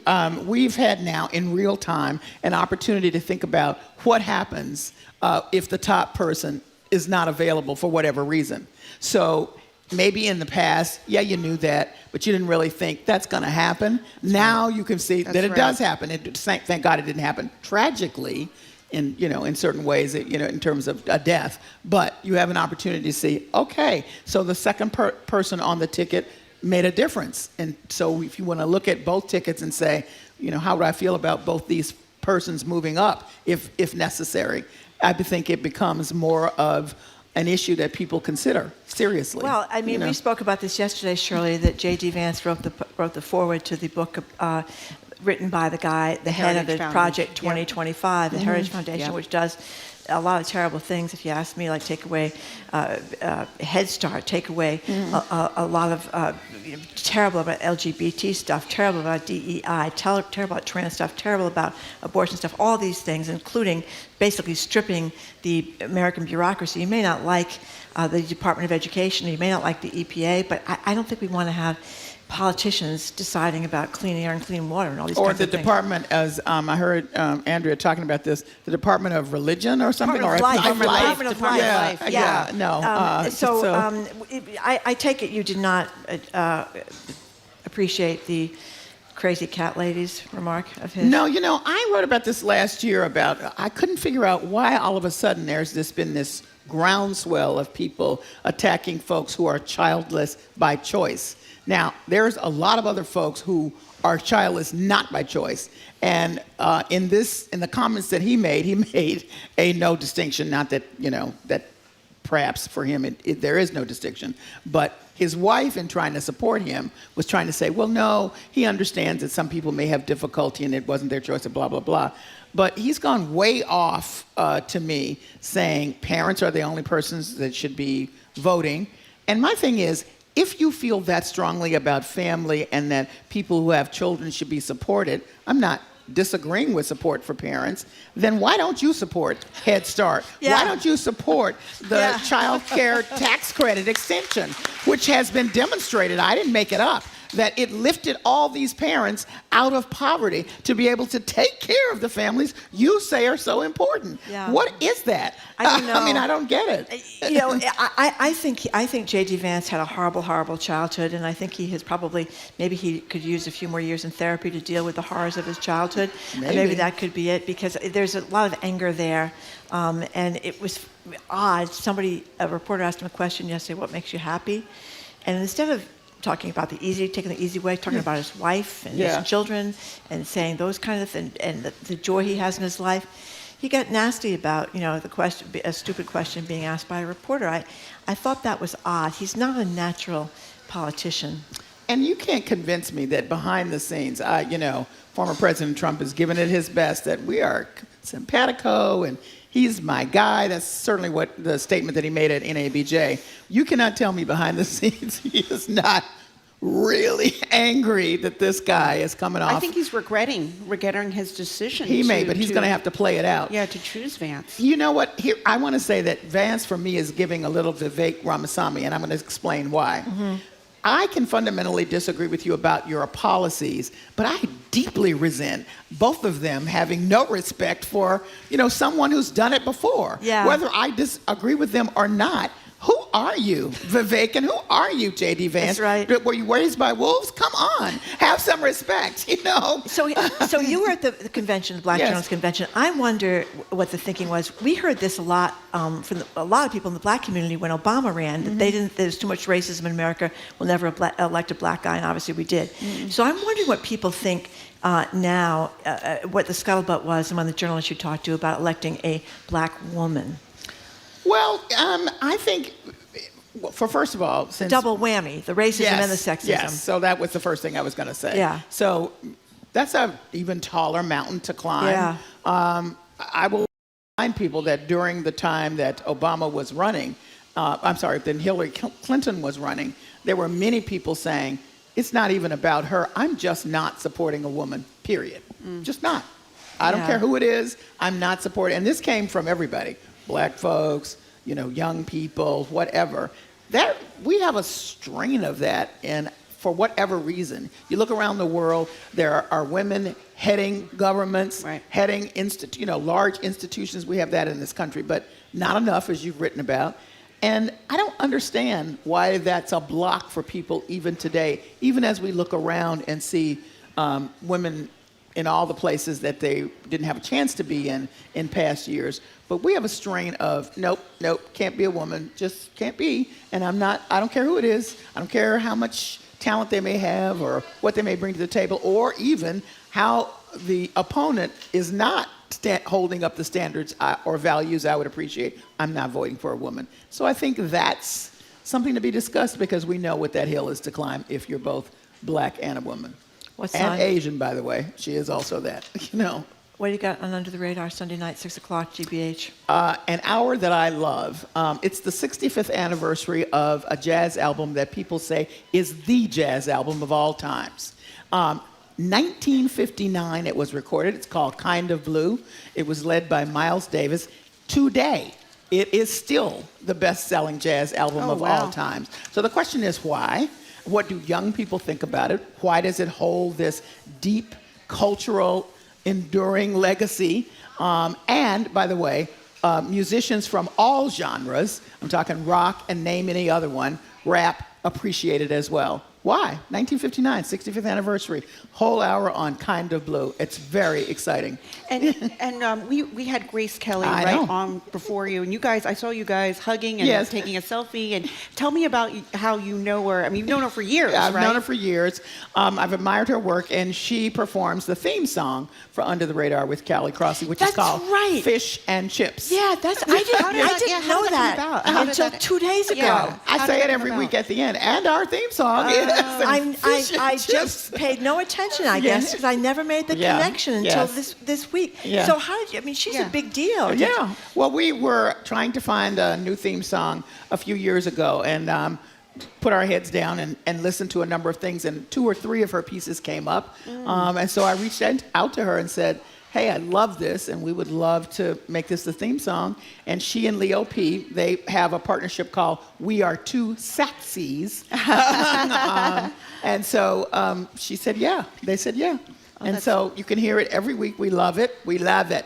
We love it. Yeah, I mean, she's an unbelievable talent. And I know she was mentioning after she left, I had mentioned that she got a lot of help from Ron Delachiesi when she's talking about making her album having to do with musicals, and she was singing his praises, and he's an unbelievably talented and wonderful man that's worked at GBH for years and voice of the Boston Symphony Yes, and up in Tanglewood and all those kind of things. So I love that she was she's so definitely a enamored of hot Ron. ticket. And She so is a hot ticket. multi-talented. She is. Yes. She is. So I called her Asian Nora Jones, and then one of your listeners wrote in and said that actually Nora Jones is Asian. I forgot she's half Oh, Indian. I didn't know that. Oh. I did know. I did. Now that's coming back to me. So I should just call Grace Kelly. Well, she does remind me still of Nora Jones. Yeah.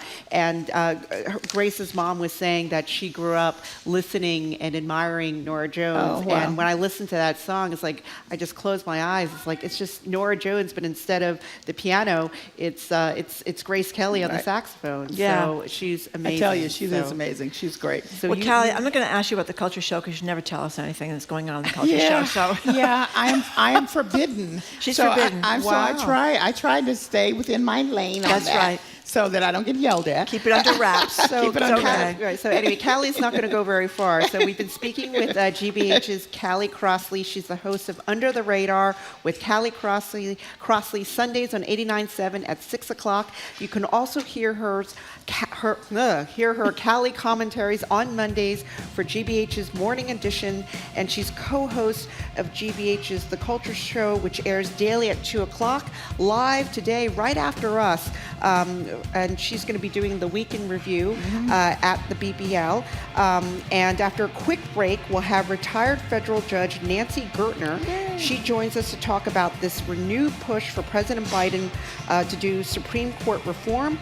And surprise, we're going to talk more about undisclosed private flights from Clarence Thomas. You're listening to Boston Public Radio 89.7 GBH live from the BPL and streaming online at youtube.com/GBH News.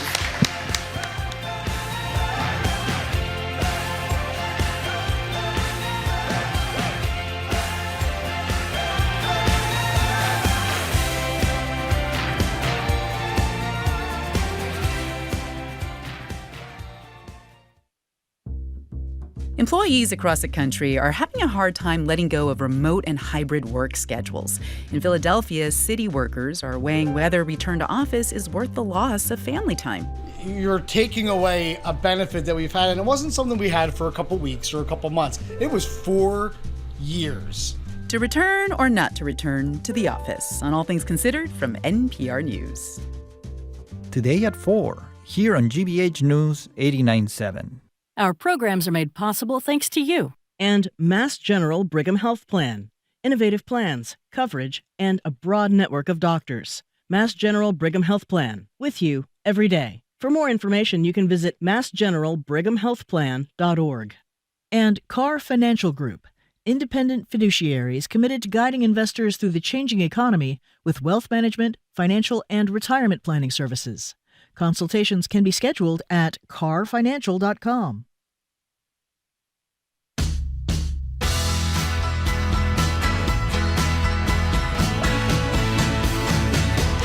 Welcome back to Boston Public Radio. Shirley Leung is in for Jim Browdy, who's going to be back on Monday. We are broadcasting live from the Boston Public Library and streaming at youtube.com/GBH News. We are joined now, thank you. We are joined now on Zoom for another edition of On the Docket by retired federal judge Nancy Gertner. She is a senior lecturer at Harvard Law School and a Boston Public Radio contributor, and we're very glad she is. Good afternoon, Judge Gertner. Hi. Oh, hi, Judge Gertner. Hi. Hi. Magic of Zoom. I know, isn't it magic? Yep, there she is. And there we are. We're up there too, Shirley. See? I see. Okay, so you were a member of Biden's Presidential Commission on the Supreme Court, and I know you weren't tasked to give recommendations. You know, it was kind of, listening, getting a lot of feedback. But then since then, President Biden has come out with what the kinds of reforms he'd like to see on Supreme Court. So what do you think should happen now with 6 months left in his term? What are the kind of reforms that he should set in motion? Well, let me sort of widen the lens a little bit. There is no other high court, that is to say the highest court of a country, that has no ethical code that's enforceable, that has no mandatory retirement, that has no fixed or doesn't have a fixed term limit.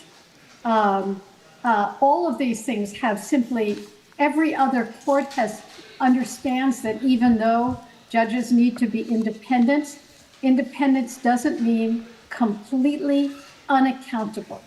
It doesn't mean that the court that is entrenched in 2015 or 2016 remains in place for the next 30 years, no matter what the changes in the country are. So what Biden is doing is, in one sense, common sense Supreme Court reform, an enforceable code of ethics, mandatory terms, 18-year terms, doing what other countries around the world have done. Now, of course, this has been triggered by, in my view, an out-of-control court. Mm-hmm. Say that it's triggered by the politics, but it's also triggered by really an out-of-control court in many respects. The sort of willy-nilly overturning of decades and decades of precedent, not just Roe v. Wade, but with respect to gun regulations, with respect to a whole host of labor issues. Essentially, 6 justices have decided to make changes in decades-old precedent because they can. Judge Gertner, how come our U.S. Supreme Court, why has it been so unaccountable? How come other countries have been better at putting in some guardrails? I mean, to some degree, it's the age of the court. I mean, one was we were the first Supreme Court, the first Constitution, and so the first Supreme Court articulating that Constitution, interpreting that Constitution. Everyone else who created courts since then came up with more guardrails. I also think that it hasn't been an issue before because no court has been like this one. I really can't say that enough. No court has had the enormity of the ethical lapses that we see on this court, particularly with Justice Thomas. What was it, 40 years ago, Abe Fortas resigned from the Supreme Court because of a $20,000 payment that he received? Chump change compared to Justice Thomas. You know, every other court lived within the lines, and this court has not. So this court has dramatized. It's been much like other political issues we've talked about over the years, which is much of the government ran not just on the Constitution, which is very vague, but also on the norms of conduct. Now you suddenly have a group of judges who are happily violating the norms. I wrote a book about Justice Ginsburg, and you know, Justice Ginsburg, the press talks about her as a liberal, and I suppose relative to the other justices she was, but she was also a judicial incrementalist, which she did not believe that the law should change overnight when the makeup of the court changed. And I think that this court has been unabashed in doing that. So I think we just never saw the fault lines before, and now we do, and now we just need to come into line with other countries. So, Judge Gertner, Biden as we said, he wants to have term limits of 18 years for the court. He wants to have this code of ethics you can actually enforce, and a constitutional amendment that reverses the court's ruling that presidents are immune from criminal prosecution. Some are calling this that we have no King's Act or something like that.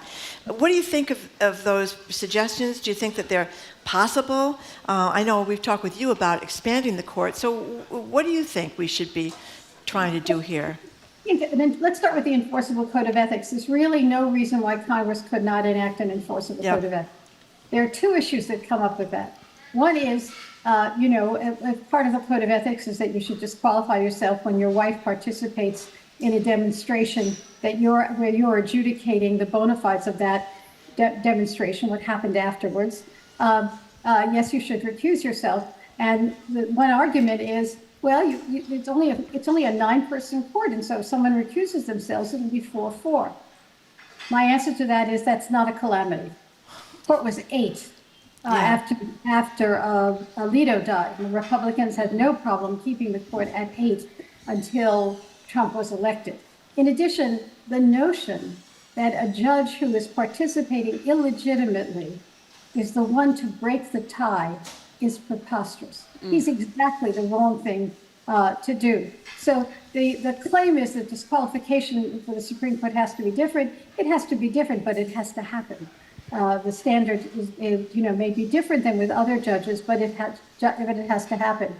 The enforceable code of ethics, there's on the White House Commission, there were many judges on who said, well, you can't have, when you're talking about the supreme justices in the land, who can sit on their conduct? Who can review their conduct? And the answer again is that other courts have managed to do that. And who can do it could be a panel of senior judges, who could be the Federal Judicial Center, the Federal Judicial Conference, rather, an inspector general. I have always said that judges are very unique animals in this sense, which is that an elaborate investigation and elaborate findings of wrongful conduct, for example, may be all you need, as opposed to, internally within the court, as opposed to even someone saying, okay, now there are these findings and now you have to get off. I would imagine that if there were an inspector general, for example, that looked at Justice Thomas's conduct, including the latest trips that he didn't disclose, and you could say all of these violate the disclosure statutes, all of these violate the regulations governing judges, and then leave the remedy, what you should do for the next round. I would imagine that in the face of a report like that, a justice may want to resign. So I don't think enforcement is difficult. I think it could be done, and it could be done with a panel of judges, as I said, an inspector general, the judicial conference. There are lots of ways of doing it. In one sense, it's so troubling that even the White House Commission thought that there were many on the commission who thought that you couldn't have anyone sit in judgment on the conduct of justices, except of course for impeachment. That's preposterous. Right. So Judge Gertner, what is the mechanism for reform? I mean, does everything have to go through Congress, or are there certain things you can do? You can look at Clarence Thomas's conduct through existing regulations, so to speak. Well, there are three mechanisms. One is the existing statutes. And the one scandal is that, in my view at least, Justice Thomas had violated the disclosure statutes. And that actually had criminal penalties attached to it, could have been referred to the Department of Justice. A colleague of mine has written that when Thomas represented on the various forms he did file, that these were complete to his knowledge, that to some degree that is a false statement. They were not. And that actually is a crime, 1001 crime, lying on a federal form, lying to a federal officer, lying on a federal form. So the existing statutes could be used to prosecute justices who run afoul of these statutes. A, and B, there is legislation that would make the Code of Ethics enforceable, that would essentially create a body to enforce it. And C is a constitutional amendment. I don't think you have to go with constitutional amendment. There are some who think that any term limits require a constitutional amendment. There's a division about that. One proposal is to have, you're not kicking, term limits would mean you are no longer a Supreme Court justice after 18 years. You are still a judge, and you can sit with other courts of appeals. So some would argue that that actually doesn't implicate a constitutional problem because you're still a judge. But we'd have to go, if that issue, of course, would go to the Supreme Court. And it may be that would require a constitutional amendment just to avoid the messiness of that process. But if you're not taking away their judicial office, so the argument goes, you don't need a constitutional amendment. The Constitution speaks about a position for life. And so the argument here would be being a judge is the position, not necessarily a justice. You know, it says something about Clarence Thomas' idea that he's sort of entitled to this because after all these stories about the things he hasn't disclosed, we just found out there was yet another thing he didn't disclose, a round trip between Hawaii and New Zealand in 2010. This was, again, with this guy Harlan Crow that he spent a lot of time hanging around with, a very wealthy man. So they were jetting around in Mr. Crow's private jet. But I wanted to ask you, I stupidly, naively, whatever it was, kind of thought until recently, I've been talking to you and just the events that have happened, that Supreme Court Justice, the Chief Justice, John Roberts, was worried about the reputation of the court, that really wasn't as deep into the weeds in a bad way as Alito is and Thomas is, at least in my opinion. But lately I've been reading that really he's just kind of he's played us all, and that this is really what he wants to happen. He loves the way the court is going. Maybe he doesn't like that everybody's writing about corruption, but that the right-wing bent, this is okay with him. We were wrong, or at least I was wrong, about Justice Roberts. Well, I think you have to separate out from the opinions of the court from the behavior of Justices Alito and Justice Thomas. I mean, that's a separate question. One could have accomplished what they had accomplished in terms of rejecting precedent and sort of changing vast areas of the law because they can. You can separate that out from the ethical issues. And it is stunning to me that Justice Thomas is not appalled at the ethical transgressions of Justice Thomas. Yeah. We don't know what personal communications there have been.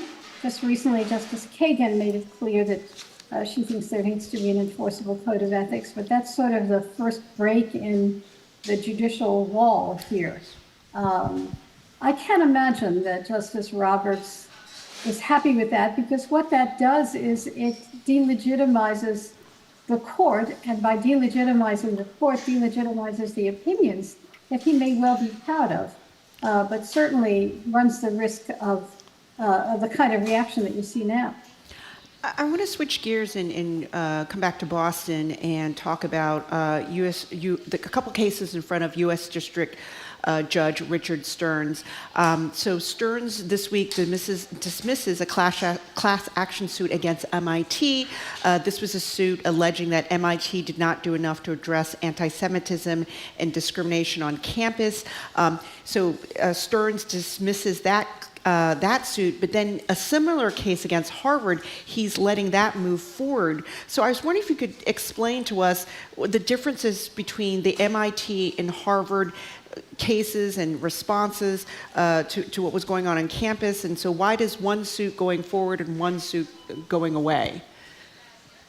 Well, that's not an easy question to answer. So to some degree, what Judge Stearns was doing, this is a triage. Motion to dismiss right after a complaint is filed is essentially a triage, where a judge looks at the complaint and says, hey, even assuming the facts are as they are alleged, even assuming you got every single fact you could prove, is this enough to establish a legal claim? So it's not a determination of whether those facts are true in the world. It's just an assumption that they're true to see if they're legally sufficient, right? It could be that someone says X in the complaint. You got to assume that it's true, and you say X amounts to a legal problem, and then at trial it turns out X doesn't exist. But so right now this is just comparing the accusations against both institutions. What he found was that the accusations against MIT do not amount to, the standard is deliberate indifference, that they were appropriately paying attention to the allegations of anti-Semitism and even the fact of anti-Semitism. And what he found was that with respect to Harvard, that wasn't true. It's a very fact-bound opinion. The only thing I can think of, one thing that distinguished MIT from Harvard is that when there were, this is simplifying it, when there was an encampment in MIT, president said, after giving him a little bit of time, said, you got to be out by X amount of time, others will call the cops. With respect to Harvard, president negotiated and even left open the possibility of Harvard discussing disinvestment from Israel. One could say that that's a distinction without a difference, and that both cases should either have been dismissed or both cases gone forward. That there's no meaningful distinction between what the institutions did. But that's what he found a meaningful distinction between MIT's response to the demonstrators versus Harvard's response to the demonstrators. Just as a minor sort of picky lawyer point, now that I have the floor. Pick away. He dismissed the case against MIT, and he didn't include the words without prejudice, technical words, which means, hey, plaintiffs, I'm going to dismiss it for now, but if you get additional facts that show deliberate indifference, you can come back. Oh, wow. Actually, that's the usual process, right? With a case that you give the other side at least one opportunity to amend to meet the standards. He says dismissed, case closed, which is a very interesting decision, not dismissed without prejudice, to let them back again. Whether the differences between what went on at Harvard and what went on at MIT is sufficient to justify that, it's an open question. I thought it was really interesting, too, in the MIT case, that they use the phrase, MIT reacted with deliberate indifference. And so I felt like that might have been a key word, like were they deliberate, because MIT did do stuff, and so maybe that's why, they didn't, it was open and shut. The standard is called a deliberate indifference standard, which is doing nothing, or sort of not remotely enough to satisfy what the problems are. Right. Neither institution did nothing. Right. That's what I was thinking. The question is the adequacy of the response, and it is it's a big deal to say that MIT's response was fully adequate. Yeah. Which was not, but the MIT case will be appealed. So there's not an end to this story yet. So Justice Gertner, Judge Gertner, to update where the various Trump cases are, please tell us what you think is the most significant updates. I'm not sure if what the special prosecutor Jack Smith did about the delay in the election obstruction case, if that is the most significant, if there's something else we should be mentioning. Well, you mean the January 6th case? Yes, exactly. It's hard to know what's going on. Speculation, it's only speculation, is that there are major battles going on within the Department of Justice. Between those who think, okay, go forward, we have an opening here, have a mini trial before Judge Chutkan about what allegations are in the case and what's out, versus those who will say it is August, the election is in November, you can't push this. And I think that that's what's going on, that there's a debate, maybe the debate between the line prosecutor who says, we have to go forward, we've been given an opening here, and others in the department who say it will be pointless. Whatever Judge Chutkan decides will have to go up to the Supreme Court, the Court of Appeals, and then the Supreme Court. And, and this will simply not be resolved, and therefore why should we do it at this point? So I think that there's just a battle going on. Just significantly, their answer was not an answer about what was in the case, the allegations that, satisfied the Supreme Court's immunity decision. They were asked to come up with a schedule. Yeah. And it speaks to the profound divisions that must be in the Department of Justice that they couldn't even come up with a schedule. So I don't follow these Trump cases as closely as you, and Jim and Judge Gertner. Well, there's a sentencing coming up. So I was going to say, so what do I need to know in terms of between now and the election in November? There'll be no trial, no more. I mean, well, the sentencing, the Manhattan case, the election interference case with Merchant, right? What are kind of the next big milestones we should be looking out for in the next, I guess, 98 days, 95 days left till the election? The irony is that the cases that are the most alive still are the two state cases, which is the case in New York, the election interference case in New York, and the Georgia case. When you start with the election interference case, there'll be a sentencing in September 18th, I believe. So there's no appeal until a sentence is handed down. But there'll be a sentence. There are divisions that we've had about what that sentence ought to be. And then there'll be an appeal, but there at least will be a resolution of the Bragg's case, the New York election money case. Atlanta, we're waiting to hear from the Court of Appeals about whether or not the district attorney is removed from that case. The lower court found that she may have did whatever she did, but that didn't amount to removal. Whatever she did didn't affect the defendants in this case, didn't prejudice them. As I have said before in this program, she's slept with the guy who was on the same side, and then I confessed that I did the same thing when I was a litigator, and then I married him. That's right. Judge Gertner, thank you as always very much for being. Did you finish your answer? I didn't mean to cut you off. Did you finish? That we were on the same side. Okay, you're on the same side. Okay. Yeah.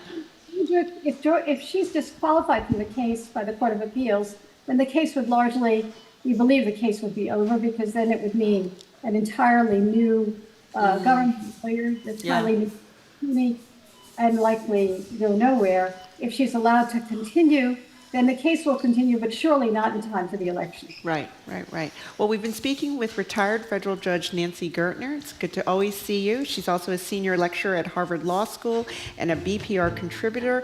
And after this quick break, GBH's James Bennett II joins us to talk about the Olympics' weirdest event and whether there ought to be an homage to the great Robin Williams in the Boston Garden. You're listening to Boston Public Radio 89.7 GBH, live from the BPL and streaming online at youtube.com/GBH News.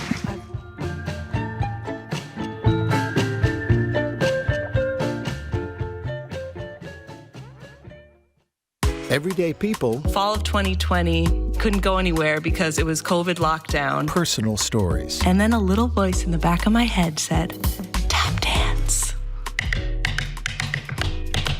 My downstairs neighbor called up to complain, but I made my way to the Cambridge Public Library lawn to offer free tap classes to anyone, and I called it Tap for Joy. Stories from the stage, Sunday night at 7 on GBH 89.7. Support for our programs comes from you. And Revision Energy. Sunbug Solar is now part of Revision Energy, a solar installer committed to being a renewable energy partner for New England and working to fight climate change. Learn more at sunbugsolar.com. And Comcast Business, committed to providing connectivity for your business with network and cybersecurity solutions. Comcast Business, powering possibilities. Restrictions apply. To learn more, you can call or visit comcastbusiness.com. I'm Hannah Loss, BPR producer, and you and I are listening to 89.7 WGBH HD1 Boston, online at gbhnews.org. GBH News with NPR. What matters to you? Welcome back to Boston Public Radio. We are broadcasting live from the Boston Public Library and streaming at youtube.com/GBH News. Shirley Young is in for Jim Browdy. Estrogen surge continues for at least another hour or so. We are joined right now by James Bennett II. He is the arts and culture reporter for GBH and co-host of the Culture Show, which is going to broadcast live from here right after the 2 o'clock news right here at the Boston Public Library. Hi, James. What's up? What's up? Hi, The James. Olympics is up. The Olympics is up.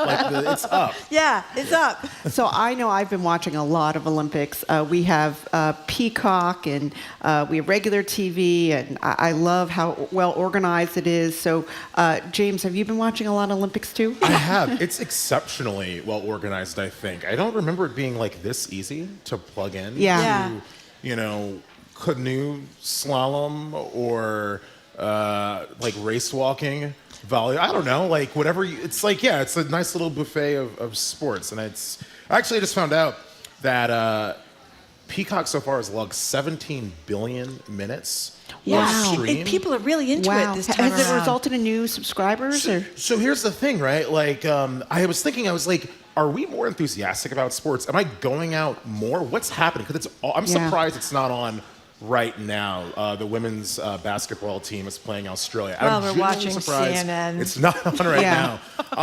But yeah, those 17 billion minutes, that's more than all other broadcast Olympics combined. Yeah. And I was trying to... Oh, really? Oh, wow. Yeah. So it's not just you. Yeah. There is something in the water, or I guess in the broadcast streams. Also, don't you think a little bit is how they're doing it? They're doing it so well. I mean, you get at prime time, you get a lot of the highlights. I'm not watching it during the day, but I know at prime time at night, you get the highlights.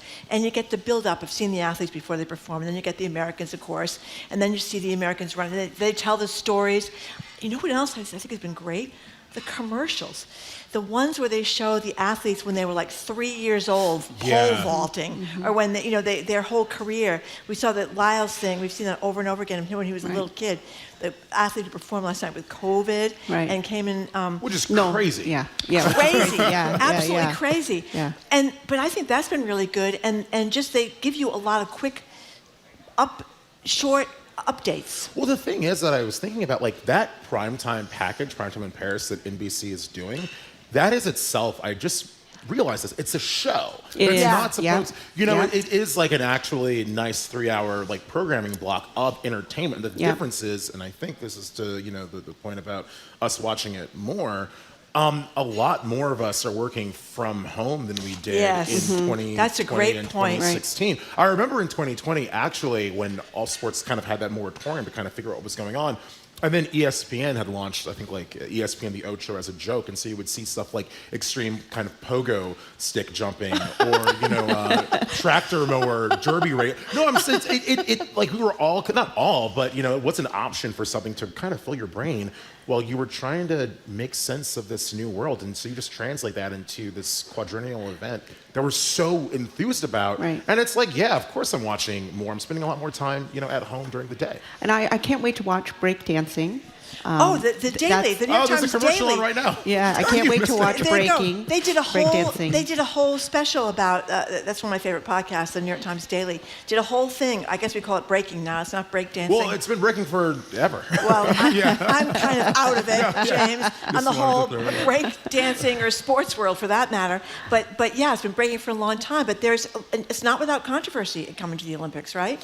I mean, yeah, a lot of folks. I mean, I don't have any numbers, so I can't say a lot. Maybe it's just a loud minority, but there is, always this question of like what constitutes a sport. How do you bring in something that's so, that's judged subjectively when there isn't a finish line? But look, synchronized diving and synchronized swimming are both. Oh, stop there. Stop there. Have you watched synchronized swimming? Not the swimming. I haven't the diving, watched it this year. I haven't watched it yet. I'm going to watch it this weekend. I hate to be Debbie Downer here on this one, but I mean, these women are. I've not seen the men. I've seen the women. Mm-hmm. Great athletes, great costumes. But there's something kind of, a little ridiculous about synchronized swimming, is there not? I think maybe it's ridiculous, but it's also mesmerizing because I'm still trying to figure out exactly how you practice that. And when you see, it was a Chinese team, and when you see it done exceptionally well, they're great. It's just in loop. I'm just like, run it back. Let me do it again. So, yeah. What about the nose plugs?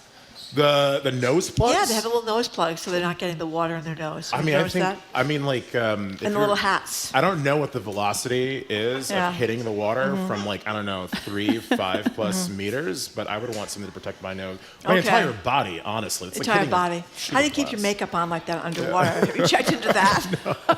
No, but I think Peacock really deserves a lot, and NBC, they do deserve a lot of credit for making the Olympics exciting and accessible people. I mean, I just remember that first weekend. I'm watching. What is the Korean and the Taiwan, like the women teams? What is it? A crossbow archery thing? Yeah. I was like, what am I watching? I don't even know what sport this is, but I'm mesmerized. I can't stop watching it. I want to know what happens, and I don't know how they do it. They're what is it? They're shooting into a bullseye. Yeah. And, But the thing that's also cool, right, is that it does kind of stoke, I think, interest in sports that maybe you are unfamiliar with. Yeah. And what Peacock is doing, just as a kind of a streaming example, it's giving access. Like I remember when I was a kid, all I could really get was the prime time. Yeah, gymnastics, swimming, track and field. That was it. You know, like unless it was like I think Atlanta in '96 or something that was taking place like in reasonable time zones in the U.S. But you can go ahead and watch like the artistic gymnastics like warm-ups. Yeah, for like 3 hours. Right, exactly. Exactly. You could. I know.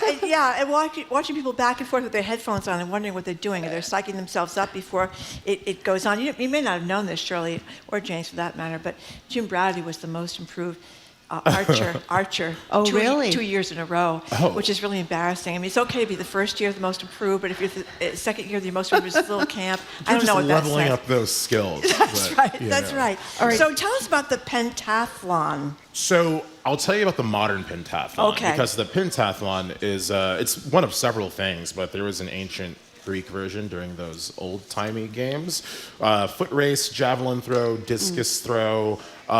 There was wrestling. Wow. And there was some other event that I'm like totally blanking on right now. Long jump. Long jump. Said. That's what it is. Thank you. You're welcome. I got your piece right here in front of me. Oh my God. Well, I don't. And incidentally, right, those are skills that would really benefit a warrior, someone in the in a fighting class. And so you have the modern pentathlon that Peter Coubertin was like Coubertin, sorry, with a B, was really into this idea of updating the pentathlon for the late 19th, early 20th century. And so today our pentathlon is equestrian show jumping. It's a 200-meter swim. It's 2 fencing rounds and then a combined laser run, which is 3,200 meter foot race with laser pistol target shooting. Kind of like a summertime biathlon. It's totally different. They're totally different. But it's not. It's because not? If you think about like that ancient version and how it would benefit the skills of a warrior, when this was when it made its debut in 1912 at the Olympics, at the Summer Games, people were kind of into it because they were like, these are really good for a cavalry soldier to practice too. And what happened 2 years after 1912? There was a big war. There was a really big war. Wow. And That's interesting. And in fact, it wasn't until 52, after World War II, the 1952 Games in Helsinki, that a civilian won gold in the modern pentathlon. It was all Army officers, military personnel. Oh. General Patton was a pentathlete in those inaugural, or I guess the debut. Gosh, I didn't know that. Yeah, in 1912, General Patton finished 20th out of 32nd. Wow. Yeah. Huh. And you've been watching this? Yeah, it started yesterday with the fencing round. I was watching the women's fencing, and then I had to work today. Yeah. So I am right here, and I have, I think today is the full day is swimming and equestrian and another fencing bonus. And according to your story, 2 members of Team USA are in the Air Force. So They there's are some the- military ties. Yeah. You know? Intentional or not, I don't know if it's coincidence, but I did notice, I was like, wait a second, like, they're sponsored by, at least the one that I talked to, Phelan French, she's sponsored by the Air Force to really pursue this full time. So what do you think about this boxer, Imani Khalif, if I'm pronouncing it correctly? Aman Khalif, yeah. Yes, I think I'm pronouncing it correctly. I goofed. I'm sorry. I think it's pretty exciting. My thing is like, for everyone that's so upset about this and people that don't know, there's some controversy surrounding sex testing because people don't believe she should be competing in the female division, even though that's totally bogus. As people have pointed out before, she's representing Algeria, where it is extremely illegal to live out as a trans person. So, all of that is bunk. But the thing is, I think it's really exciting because honestly, what were the expectations for Team Algeria coming in to the Olympics for boxing? I checked. Not much. No, well, yeah. Oh, was it? No. I'm saying like, since '84, the men's boxing team has only secured 6 medals, 5 of which were bronze, 1 gold. The women's boxing team has secured nothing. I don't think there were a lot of expectations for Khalif to make it this far, but tonight she's fighting in her gold medal bout. So I'll be tuning in for that. Yeah, this has become a big political thing. People have been arguing about this, the trans athlete thing and all that. And this woman, she's a woman. She's always been a woman. She's never said. It's just a misinformation campaign, right? Yeah, I think it's very dumb, and she's clearly very good at boxing. Just donking the opponent in the face, and it's like, I'm withdrawing. That is not the spirit of pugilism. Yeah. Italy, get it together. All right, can I ask one more Olympic question? Oh, certainly. Okay, what's your take on Snoop Dogg? Good or bad for the Olympics? Overall, good. I think all the celebrity ambassadors are great. Jason Kelsey for rugby, Flavor Flav for women's water polo. Because, again, coming back to NBC and Peacock kind of figuring this thing out, it gives people kind of at least some kind of spectacle to kind of see on the side. I do believe in the idea of enthusiasm by example. I think that if you see, let's say, Snoop pulling up to equestrian, I don't know, maybe with Martha Stewart. Bestie Martha Stewart. Yeah. At least one person They're all is like, up. They're all the grip is incredible. Yes. At least one person is like, it's okay for me to watch this too. I can get into it, and I'm all for that. My mom actually just texted me the other day. I don't think it was because of Jason Kelsey, but Alona Mar, of the women's rugby sevens, I was like, I think I'm into rugby now. This is fantastic. Yeah. So, well, clearly Snoop was paid, right, to be there. Yeah. Because I think they had custom-made robes. He was swimming with Michael Phelps, so he's probably been on in Paris for months, setting up to do this. But what about the other celebrities we saw, like Tom Cruise or Tom Brady, what was their deal? Do you know? I don't know what their deal is, but I do remember, again, I can't remember if this was a thing in Tokyo or in Rio or in London, but the camera's being cut away, and it's like, wait, is that John Legend? Yeah. And Chrissy Teigen? Is that Tom Brady? What is? Right. So, yeah. Well, the last 2 Olympics have been weird. Well, have been pandemic Olympics, so not a lot of spectators, right? So, but. And I figured they're putting a lot of celebrities in there because they want us to watch. Yeah, I'm glad you said pandemic for both, because 2020 it was COVID, but 2016, right, in Rio, I think people forgot, it was the Zika. The Zika pandemic was going on at that time. Oh, gosh, and I do wonder how much that impacted, Right. Yeah. So can we switch gears for a second, unless you have something else you'd like to add about the Olympics? Go watch the Mono Pentathlon. Okay, we'll watch the pentathlon. I'm going to watch it. So a lot of people have seen the movie Good Will Hunting, and it starred Robin Williams and Matt Damon, and it was the movie that really put Ben Affleck and Matt Damon on the map. Everybody loves this great Boston film. Just to get people in the mood, here's a little clip. It was a 1997 film from Good Will Hunting. Here it is. And you would know about sleeping sitting up in a hospital room for 2 months holding her hand, because the doctors could see in your eyes that the terms visiting hours don't apply to you. You don't know about real loss, because that only occurs when you love something more than you love yourself. I doubt you've ever dared to love anybody that much.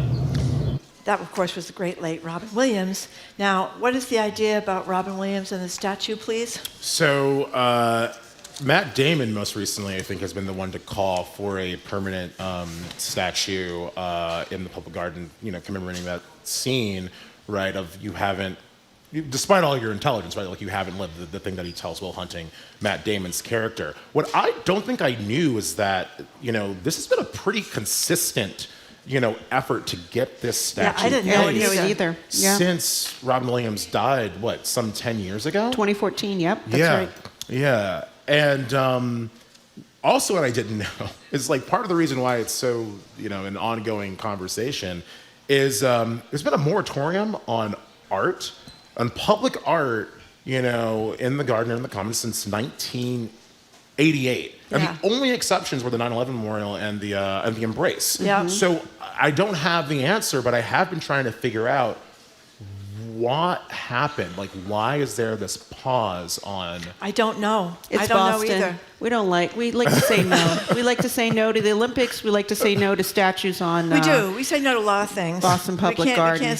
Bars can't stay open late at night. And we can't run the tea after midnight and all those kind of things. Now, I did write about a statue on the Esplanade. You did?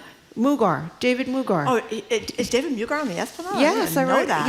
Yeah, so Mugar is behind the fireworks yeah. of July 4th, and there's an area by the Hat Shell, and he got his own statue, but that took a long time, and I think there had to be a private fundraising effort. Oh, really? To get that statue I did not know there. that. Yeah. It is interesting because other places have, it's just those two places where it's like absolutely not, but everywhere else I guess you can.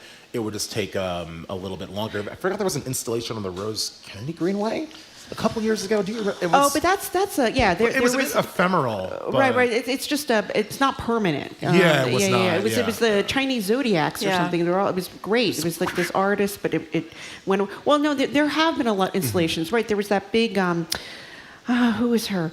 The big orange thingy, and I forgot her name, but it was, I don't know. I don't know the orange thingy. I'm sorry. It was beautiful. It was beautiful. Okay. It was beautiful, amazing, but it's not permanent.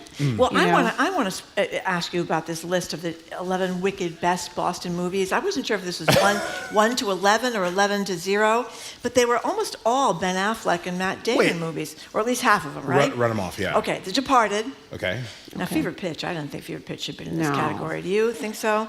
I don't think so. That was about the Yankees and the Red Sox, World Series, Jimmy Fallon. Do you think so? I don't think so. Okay. All right, let's go. The Fighter with Mark Wahlberg. That was great. That was about Mickey Ward, the guy from, was he Lowell or Lawrence? I think he was Lowell, the great boxer. It was a great story. Good Will Hunting's on there. Manchester by the Sea. Casey Affleck, Ben's younger brother.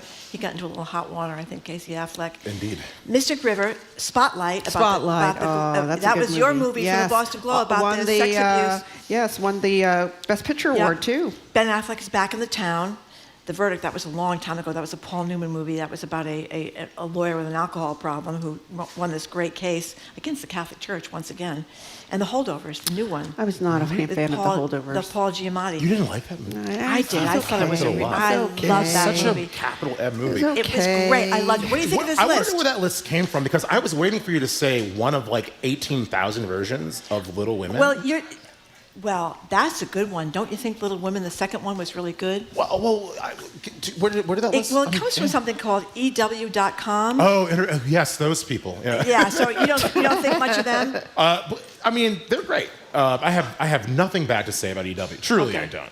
But I do think it's interesting that Little Women, I feel, is like when I try to think of Massachusetts movie, it's The Departed or Good Will Hunting. Yeah. Or you know what else I think about too? What? Like Shutter Island as well. Oh, that's Shutter Island. That is really fictional Massachusetts. That's a good one. That was with Leonardo DiCaprio. Yeah, I think it was shot on Long Island, right? Yeah, I don't know if it was shot on Long Island. It was about Boston's Long Island. Yes, I think it was about a mental health that's a good one. place there. Movie. Boy, I read that book too, and I was totally stunned when they turned it around at the end. Do we have time to talk briefly about the Newport Folk Festival? Or what do you want to talk about? We have like a minute and a half left. Okay, I'll just run it quickly. Newport Jazz is the Jazz, I'm sorry. And I mean, the fun thing about going to music festivals for me is, you get to either see an act that you have not seen before and you don't know a lot about them and you walk away with something new, or you see someone that you already know or kind of, might be familiar with or are a fan of, and then you say, I like this set, let me go see it again when they come to town. Two notable acts this year were Brittany Howard, who has a new album that came out back in February, whose drummer live was actually very incredible. And she's coming to Roadrunner on September 30th. Should we play a clip from her? Sure. Here's a clip from What Now, the title track from Brittany Howard's new album. Here it is. Here it is.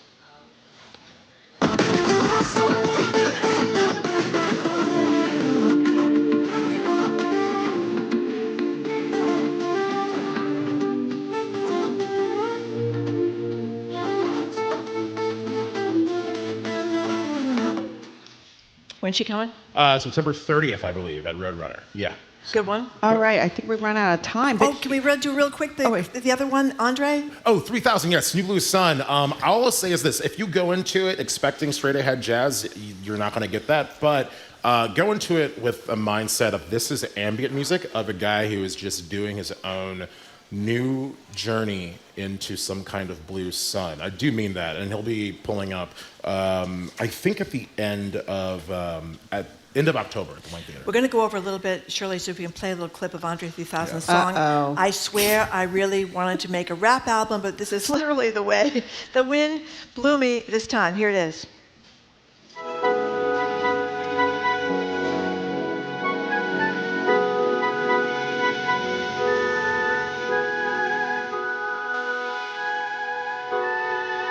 Have it with a nice cup of tea. I like that. I like that. So we've been speaking with GBH Arts and Culture reporter and Culture Show co-host James Bennett. Are you going to be here afterwards? No, but I'll be sticking around. Yeah, I mean you're going to. I mean you're Culture here, Show. you're back here too, right? You're back here for the Culture Show. Other anchors are. Got it. The Week in Review. That's my favorite show. I love the Week in Review. A little of this, a little of that, a little of the other thing. So after a quick break, my stomach is actually growling. We're going to get some good food because I in just did a not second. have lunch. So we have two chefs making a splash for their new bakeries. One in Quincy, the other a gluten-free bakery in Cambridge. Jimmy Liang and Monica Glass join us next. You're listening to Boston Public Radio 89.7 GB. I'm Judy Ewell, in for Arun Roth. Coming up on GBH's All Things Considered, the state began evicting homeless families from overflow shelters today, in accordance with Governor Maura Healey's 5-day shelter policy. Also, many employees across the country say they're having a hard time letting go of hybrid work schedules. And retailers and shoppers are getting ready for the state's tax-free weekend. Those stories and all the day's news starting at 4 on GBH's All Things Considered. Support for GBH comes from you. And Innuendo, open now and during the Massachusetts sales tax holiday, August 10th and 11th. You can purchase Hunter Douglas's PowerView line of automated window treatments. Hunter Douglas at Innuendo and innuendo.com. And Hebrew Senior Life, a Harvard Medical School affiliate, empowering seniors to reach their full potential with a wide range of services. You can discover senior living, healthcare, aging research, and more at allweareforyou.org.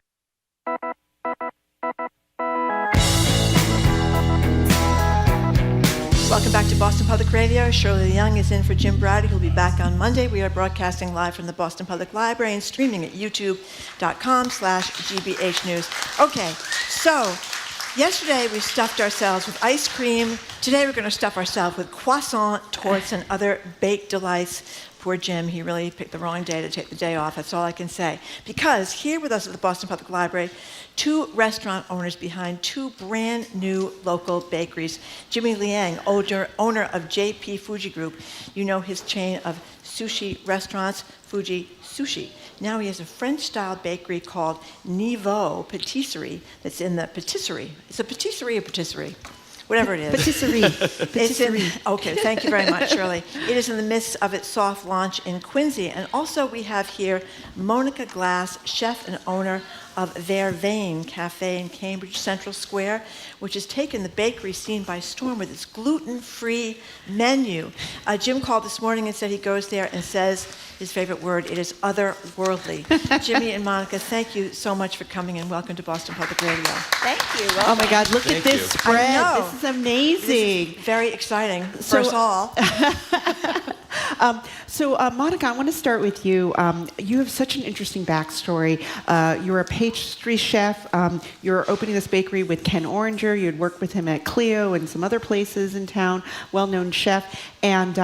And you, when you were 24, you developed celiac disease. And you actually were thinking, maybe I need to quit being a pastry chef because I guess traditional flour is your enemy, right? Yes, and so tell me how you got into gluten-free baking.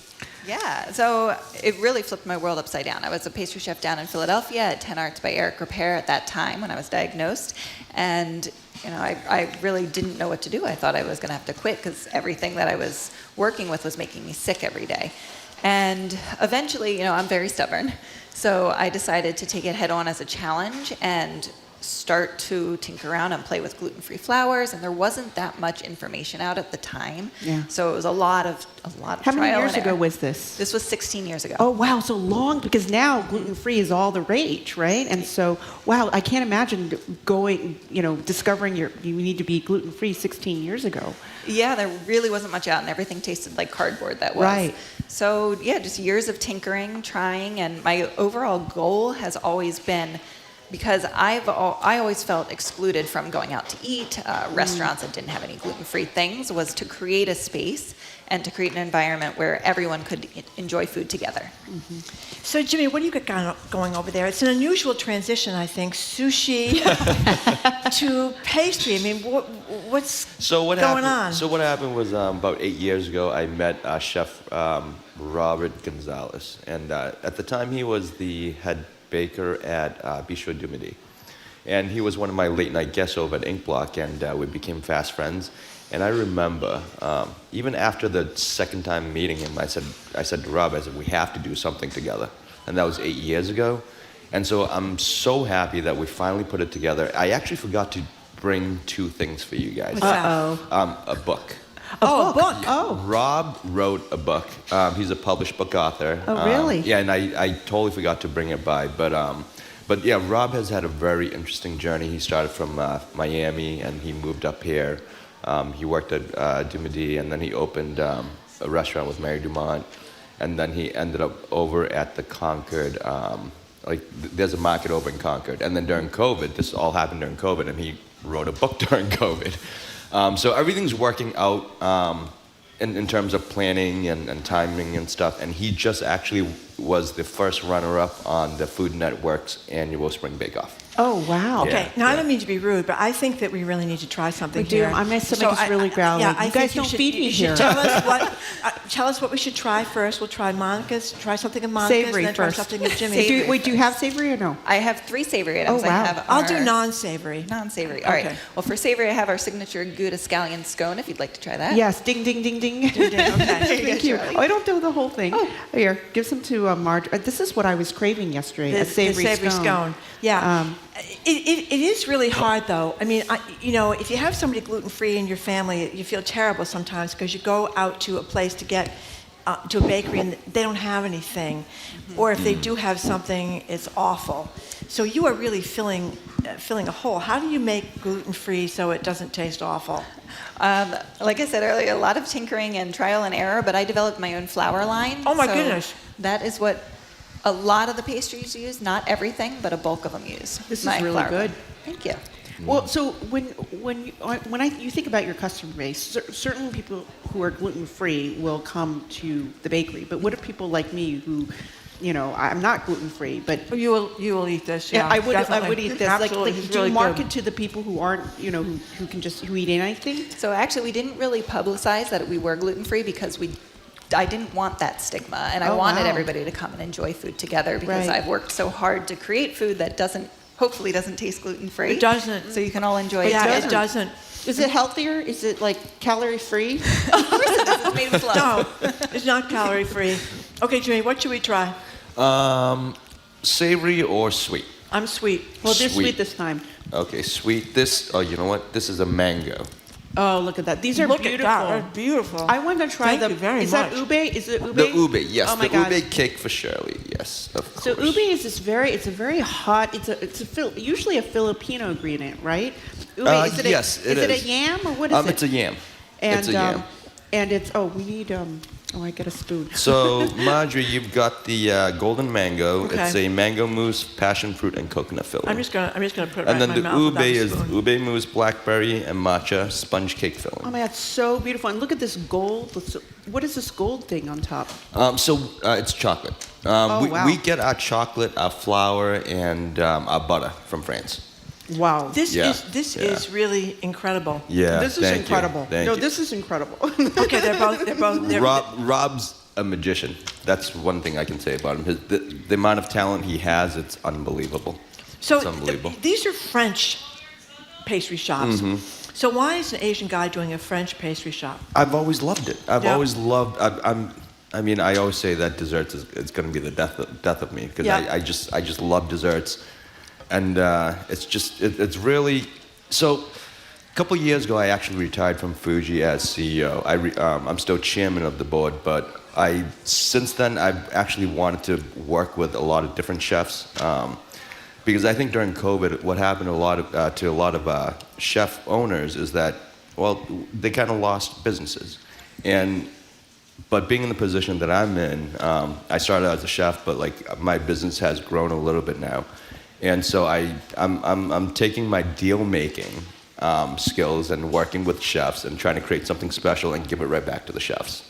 I want chefs, because I mean, with the food industry, I've had a lot of opportunities, and I think a lot of great talented chefs out there do not have those opportunities, and I want to be able to help them with that. And I think it can change their lives. It can help me a little bit more so, and I'm learning a lot, but a lot of it's born out of a selfish reason of wanting better food.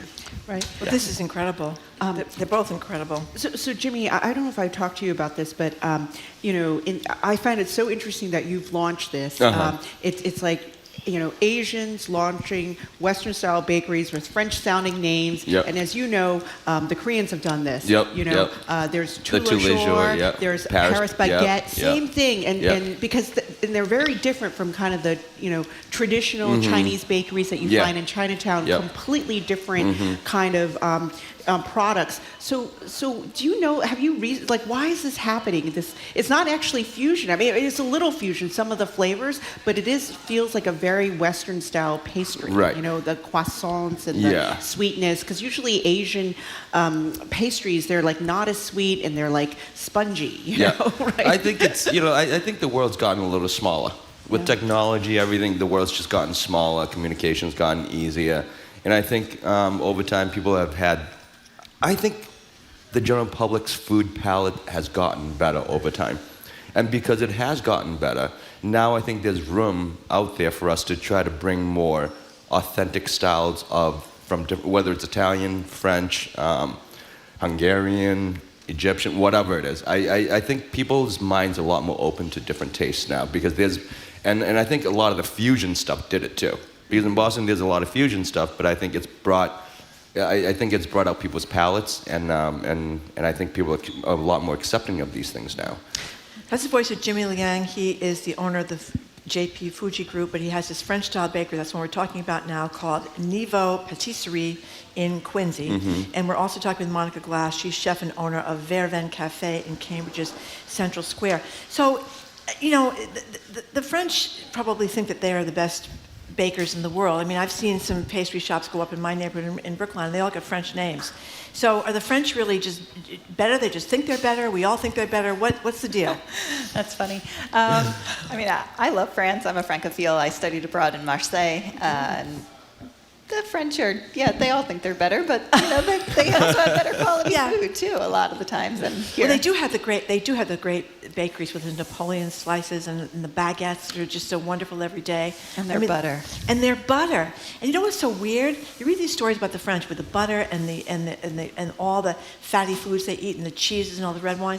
They don't seem to have as many cholesterol problems as Americans. I don't know what that's about either. I mean, they're obviously, maybe it's a moderation kind of thing. Yeah, that's what I was thinking. Because these are probably a lot of pastries not really that good for you.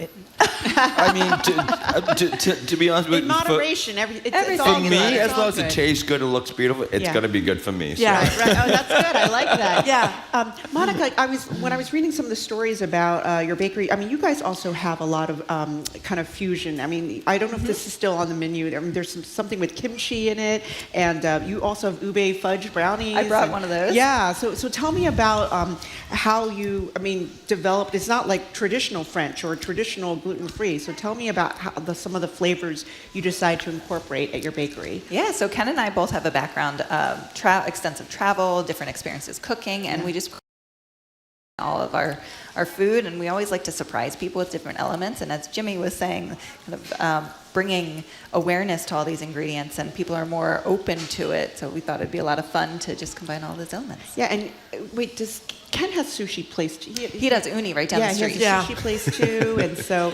do you guys know each other? Nope. Actually, no. So but in that same vein, right? I'm opening modern American steakhouse in Quincy. Oh, that's right. That should open probably by the first or second week of October. So what are the economics of it? You know, we were talking about Massachusetts as a new ice cream trail yesterday. We had all, like, dozens of lists of the supposed best ice cream places. They're certainly the ones that use dairy cows from Massachusetts. The state has put it out. And we're talking about how people can really make a living just selling ice cream. But the economics, steakhouse versus patisserie versus sushi place, they're very different. I mean. They're all very different, but I think so. But everything that we're dealing with, like the big good aspects, right? It takes real skill, real training, as chef knows. So Rob's really great at doing this, and with the sushi, the same thing. It's you want to be good at something, you got to do it for a long time, and sushi it takes highly skilled and trained chefs as well. It's so to me it's kind of the same, but it's about the love of your food, and with the love of the food. For example, my new team that I put together for Masons, Rob's the head baker. We've got Kevin Long as the head chef kind of, and then there's Michael Morway, he's kind of a head chef. There's my own chef Ming, so I think this is going to work out great, and I do know that it seems like there's a lot of cooks in the kitchen, if you will, but I think with the amount of talent that we have, we can focus just on the quality of the food, and and that's pretty much it. It's at the end of the day, it's about your product, it's about what you put into it, and that's why we're importing things from France. Do you have to get up at 2 o'clock in the morning to make the pastries? I was when we first opened, but now my 5 o'clock team is great, so I can come in a little bit later. Yeah, that's and the other thing I wondered, I mean, so many people now are gluten-free. I mean, it is, I know probably 10 people in my circle that are gluten-free. So what is that about? Do we know? Is it just that people were ignorant about this before, or they just kind of suffered silently by eating gluten that they shouldn't have eaten and just thought they had something wrong with them, or what? I think it's a combination of all of that. I was definitely a silent sufferer. I just thought that's the way I was supposed to be until, one day. What were your symptoms? What happened? I was severely underweight, anemic, constantly passing out. Wow. And just constant stomach Right. Yeah. Distress. So this is like a godsend for people that have been struggling. Yeah, hopefully. Okay. So Marjorie and I, we love baked goods. We do. I mean, I love waking up with a nice baked good and hot coffee. So this is great. This is great. Yeah, and we have a lot of pastry here, so our staff is very happy that you guys came in. But you got to save some for my kids this time. Well, save some for your kids this time. That's right. Thank you both very much for coming in, and this is a wonderful treat and great good luck. Thank you, Shirley. Thank you so with your much, new Marjorie, businesses, and Jimmy, you've had great good luck. Thank you. All over the place. We hope it continues. Thank you so very much. I appreciate that. Thank you, you guys. We've been speaking with Jimmy Leung from Niveau Patisserie in Quincy and Monica Glass from Vervain Cafe in Cambridge. The food is amazing. You guys can't see it, but it looks amazing too. Tastes amazing. And after a quick break, we're opening up the phone and text lines. The Olympics end this Sunday. I cannot believe that. I know. It's almost over. Fast. So many incredible moments. We thought we'd open it up to you one last time. You're listening to Boston Public Radio 89.7 GBH, live from the BPL and streaming online at youtube.com at GBH News.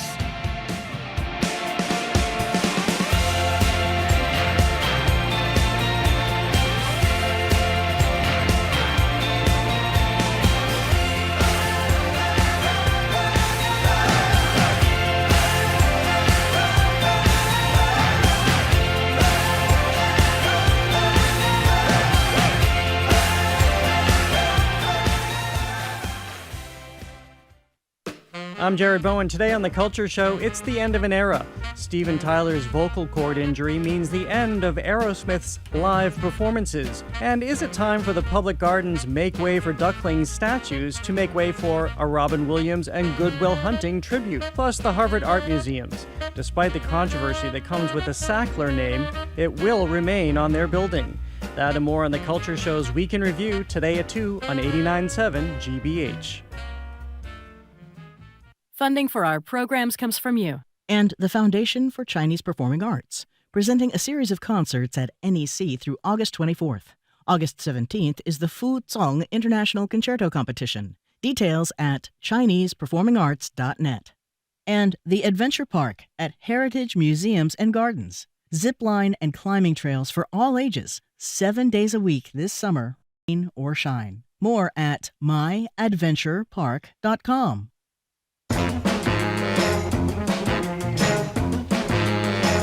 Welcome back to Boston Public Radio. We are broadcasting live from the Boston Public Library and streaming at youtube.com/GBH News. Shirley Young is eating a lot of pastry over there. She's in today for Jim. Oh my God, Brad. this ube thing is great. The whole thing is unbelievable. People are so talented.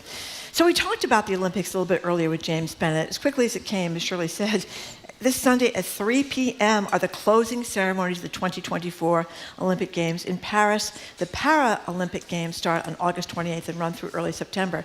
But now that the Olympics are winding down over in Paris, what are the moments from this year's Games that are really going to stick with you? Will it be Noah Lyles winning the bronze last night in the 200-meter while he had COVID? Will it be Snoop Dogg falling in love with dressage, sitting beside Martha Stewart, all dressed up? He did. He had a new appreciation. Well, did you see those horses? I mean, they danced around with their feet up and down. I didn't know that's how sideways, backwards. I didn't know that's what dressage was about. And what a pair, Martha Stewart and Snoop Dogg. I mean, I think they're natural together there. They've been on a show together. They had their jodhpurs on. They had their little riding outfits on.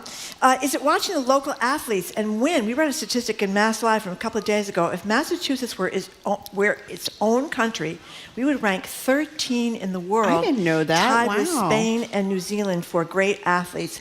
And seeing as our co-host today was a major booster for having Boston host the Olympics here in 2024. She was on the wrong side of history, unfortunately. Or maybe she was on the right side of history and the rest of us were all wrong. But in any case, we'll ask you, do you think the Games would have been anywhere near as much of a resounding success if they were happening in front of, say, Government Center and the Sit Go sign instead of in front of the Eiffel Tower? Or with swimmers risking their health in the Charles instead of the Seine? What do you think, Shirley? Let me give the number. 877-301-8970 is the number to call or text on our Olympic wrap-up potpourri. Yes, Shirley? Wait a minute. We did a story on this, the Boston Globe. You did? About the Charles River. It's actually much, much cleaner than the Seine River. So we could have had the triathlon, in the river and without people getting sick. So yeah, the situation in the Seine was kind of disgusting. They shut it down for a couple of days because it was really polluted. Did you have a favorite moment? Well, I love watching Pommel Horse Guy. Oh, yeah, the kid the from Pommel Worcester. Horse guy from Worcester. He was fantastic. From Worcester, glasses, Clark Kent, right? He went viral. I love that he was a Stephen. We gotta get his name. Our staff will get us his name. We should have his name. Pommel Horse guy. I love watching him. I love the gymnastics team. The kid from Stoughton too. Yep. You know, he was great too. And then my 11-year-old loves watching basketball. So we've watched a lot of basketball. Stephen Nedorosik. He was the guy from Worcester, Clark Kent from Worcester. Yes. Otherwise, Stephen Nedorosik. And then, of course, track and field was very exciting, and Katie Ledecky. Katie Ledecky, the great swimmer. Yes. I mean, she won so many medals. I like the guy at the pole vaulting. Did you see the pole vaulting? Oh, I was watching some of that. It's unbelievable they get over the top of these poles. Right, exactly. Or the long jump, too. That's what I was watching, the long jump. But and also, I didn't know the Ukrainian... there were Olympians from the Ukraine. Yeah. They were still competing. I know. That was amazing. Well, they said that they lost more than 400 athletes in the war over there in Ukraine. And that was one of the other things. We were making fun of this a little bit before, the way they came in the boats. Right. At the opening ceremonies, they came down the Seine, and they had the United States boat with like 500 people in it, all crammed in, everybody waving. Right. The boat from France, of course, was huge. And they have these little tiny boats from places like Trinidad and Tobago, with like 5 athletes on them. I don't know if that was a good look. These huge yachts, these like like an ocean liner, and then a little dinghy for the people from Trinidad and Tobago. I don't know if that was what was very good. Well, there was also a boat with the refugees. Wasn't there one where there was one boat? A refugee team. Yeah, refugee teams. I thought that was very moving. That was very moving. The people that have no country to come from right now. I love last night. If you didn't see this is we have a connection. We didn't know this. Anna Cottrell, who came in third, I think, last night in the 400-meter hurdle final. She's the cousin of one of our staff members, Colin Cottrell, who's not here today, but we're going to get the scoop because she was a real hot ticket. But the woman who won the Sydney McLaughlin-Levrone, breaking her own world record in the 400-meter hurdle final. This was incredible. So here we have a little sound of Sydney McLaughlin-Levrone breaking her own record. Nobody has ever won 2 gold medals in this event, let alone back-to-back. Sydney McLaughlin-Levrone, it's a world record and back-to-back gold for Team USA. And not only did she win, she was like way out in front. You know, she was kind of like Secretariat winning the Belmont Stakes, way out in front. Nobody was even close. Wow. 877-301-8970 is the number to weigh in on the Olympics. Let's take April from Providence. Hi, April. Thank you for calling. Hi, first time, long time, super excited. Thank you. Love the show. But as far as the Olympics goes, I think the entire format, everything has been great. I love Gabby Thomas. Yeah. You're a Captain Girl. But I think the biggest thing for me, why I loved it, is it's such a distraction from all of the political drama that's been happening. I desperately needed the Olympics. Mm-hmm. Yeah, I mean, I think that is so true. I remember before, to tell you the truth, when Biden was still in the race and a lot of us were very depressed because we thought he was going to lose, I thought, oh, God, thank God for the Olympics because I could get a distraction. But it's true, watching it every night is kind of uplifting, isn't it? And it was uplifting, and then those moments where go ahead, you feel like you can kind of come together, where you can come together, you know, as a community, as a country again, and it's like exciting. So to me, the Olympics has just been fabulous just for that reason alone. Yeah, I mean, and the Simone Biles story, which is such a great story. Remember, she was having the twisties, as she called it, in Tokyo, and you would lose your balance, kind of like in midair, which needless to say you can't do. To see her in the gymnastics thing, she's 11 and 12 feet, jumping 11 and 12 feet up in the air. That was unbelievable. April, that's a great point. It has been a great distraction. Thank you for the call. 877-301-8970 is the number. You know, as a couple of texters are pointing out that the Paralympics are really moving too. And they start, I think it's August 28th or something, and they run into September. But those are really great. But the Olympics itself is ending on Sunday, so we wanted to touch on it. Should we take another call? Sure. From Lorna from Rochester. Hello. Hi. Hi. It's been a long time. I talked to you once a long time ago. Love the show. Thank you. I'm going to just mention that I'm a retired physical education teacher and coach. So obviously I love the Olympics, and especially when they're in Paris. Cannot get a better location. But the thing that I want to say is that it's so refreshing to see these beautiful, beautiful, I call them children because they're so young, healthy, intelligent, driven. It's just a real treat. I wish everyone would have to watch it just to appreciate these young athletes. Yeah, they do look good. I must say, I've noticed how well they look. But you know, can't miss it. But Lorna's right. I mean, Thank you, Lorna. They're so well spoken. Oh yeah. And you feel their energy and their excitement. But going back to what April was saying earlier, our first caller. I mean, it's not just bringing kind of the local community together, but you think about all the strife and wars happening around the world. You know, make you actually feel like, okay, there is some good. Yeah. There is some hope. Yeah. Well, I mean, that's why we have the Olympics, isn't it? To kind of have every country in the world. Not every country gets there, but most countries in the world participating together. But you know, there's some cynics here too. Listen to Paul from Worcester. He says there could have been new Olympic events in Boston. Subway cars racing where you win by how much faster you could run to a destination than a red line car, or a train diving into the Charles River while on fire. A new diving Olympic sport. Yeah, that's right. I mean, because that was your argument, right? Why did you want the Olympics to come to Boston?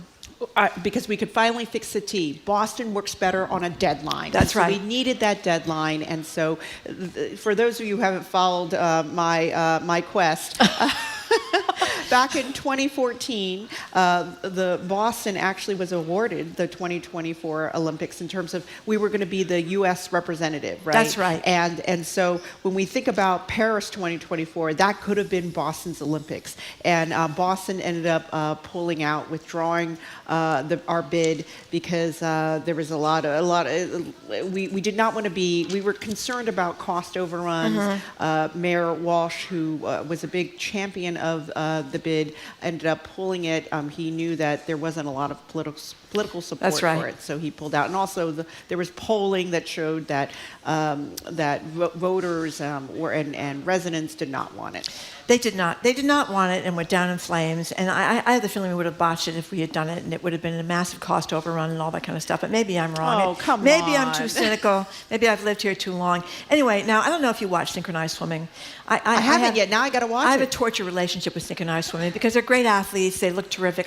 The women's things, but they have these little weird nose plugs on, these little weird hats on. And they're performing with a lot of makeup on, which I don't know how they can keep it on underwater. But it looks a little odd. But because I was talking so much about synchronized swimming, we have a clip from a Saturday Night Live skit in 1984 on the men's synchronized swimming team, and the staff put this together because they thought I'd enjoy it. So here it is. Officially, it's got, like zero acceptance, I don't swim. Lawrence doesn't swim. So, no, of course not. Nobody is just going to walk up and hand us a gold medal, especially since men's synchro isn't even in the '88 Olympics yet. But that's okay, because we could use the time. Because I'm not that strong a swimmer. Okay.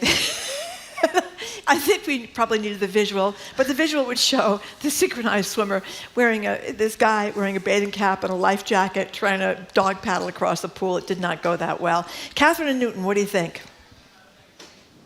Hi, that is so funny. I'm laughing. I have actually been to an Olympics a long time ago when I was a child. I went to the Olympics in Montreal, which was really great, wonderful experience. But I wanted to say that at the beginning of these Olympics, I happened to be in Ireland visiting my sister. So I saw the opening ceremony and the first couple of days on Irish TV, and they also get like the 60 broadcast. And then I came back to the United States and watched it from my own living room. And I just can't even tell you how great the coverage here is. Mind you, we spend a lot of money, and the advertisers spend a lot of money, but it's so wonderful that Americans have access to the kind of coverage that we do, because in many other countries, they just don't have that kind of access. So it was really interesting to see the difference for me. Yeah, Catherine, thank you for the call. Shirley, here's somebody that's on your side. Boston 2024 was a huge missed opportunity, not just for Boston, but the whole region. Sailing in New Bedford, soccer in Foxborough, rowing in Lowell. This would have been a truly historic opportunity for these communities. It also would have incentivized major, once-in-a-lifetime, private-public investment in our mass transit, public green space, affordable housing, and more. It's a damn shame we let this opportunity get away. That's from Brendan in Worcester. I thought I wrote that. You could have written. I might have written that at one point. Remember the whole discussion about Widette Circle? No one knew where Widette Circle was. It could have been the newest neighborhood of Boston, the next seaport. Isn't it some dumpy train lot under the highway? Yeah, it's an industrial rail yard. It's a mess. MBTA bought it. We just store rail ties there now. And I went down there for a podcast recording, and the only thing down there was like seagulls, flying around. But we could have had this amazing new neighborhood, maybe even a new Red Line stop. I think we can all agree this has been a terrible tragedy for Widette Circle. What could have been for Widette Circle? And where is it? It's underneath South 93. Boston. South Boston. South Boston, Dorchester Next time line. you go by, it's kind of a mystery. Yes. But it could have been. What could have been? It could have been a contender. That's where the temporary the opening, closing ceremonies would have been at Widette Circle with a temporary stadium. And now it's just a trash-filled dump underneath the expressway. 18-wheelers, parking lot. So, Andrew in the car, thank you for calling. Hi. Hi. Are you there? As we talking about, yes, I'm here. Can you hear me? Yeah, it's not a great connection. So, what do you got to say? I just want to say. Oh, thank you. That's better. The Olympics is so inspiring. Unfortunately, when the world is in chaos, only one event can bring the entire world together, and it's the Olympics. And I must say, seeing Celine Dion from coming back from her illness, Lady Gaga, seeing the young lady from St. Lucia, this year the Caribbean really stood out. They really stood out. And I think knowing the fact that Simone Biles still was able to compete in spite of falling off and making history to a certain extent, I think all of this took us off of the politics, but it really, really brought us all together, and it was so delightful to see all the refugees still was able to come and participate in such an event that can really bring the world back to normal. Andrew, that was a lovely call. Thank you very much. Our staff is pointing out that one of the most compelling storylines has been the refugee team. The IOC only allowed refugees to play since Rio in 2016, and they just won their first gold medal thanks to a boxer, Cindy Ngamba. And there's going to be the boxing final, I think, is going to be tonight. We talked about that with James Bennett. Yeah, with the Algerian boxer. Yes, so, the Algerian boxer. A lot of people are saying, like you said, it's too bad that we couldn't have had it here. But the big argument was you're going to end up with massive amounts of debt. I mean, that's what usually happens, is you owe millions and millions and millions of dollars. Well, some of the supporters of Boston 2024 claim that because of all the streaming rights, the rights to the Olympics are so valuable now that we probably would have been okay. We might have broken even. We mentioned before it was an odd coupling, Snoop Dogg and Martha Stewart, watching the equestrian dressage alongside each other and in their full regalia, the boots, the joggers, the hat, and stuff like that. So here's a little sound from Snoop Dogg learning about equestrian dressage from Martha. This is one of my new favorite sports. I didn't realize that I really love the chemistry of the driver and the horse. I call him a driver because they actually drive him, but it felt good sitting in the audience watching it and just seeing it all take place. Very excited. I did. He really did, and he was really into it. We watched about 4 different riders yesterday, and it was extraordinary. And I fed the horses. Like I'm really scared of horses, so for me to do that, I feel like I'm going somewhere. Not anymore. Okay, he's getting $500,000 a day. Yes, I know. That we were actually just talking about that at the dinner table the other night with my kids. I thought it was only like $1 million or something, but I didn't realize it's more like $10 million. I know. We should have gotten him commentating on synchronized swimming, if you ask me. That was a missed opportunity. I think he would have been very good about that. Paul from Worcester, what do you think? Hello, ladies. Thank you very much for taking my call. Sure, thanks for calling. I think synchronized swimming should be actually more like synchronized drowning. Synchronized what? Drowning. Synchronized drowning. Synchronized drowning. That's not very nice, Paul. and, horses can swim, so it would be okay if they use horses in water polo.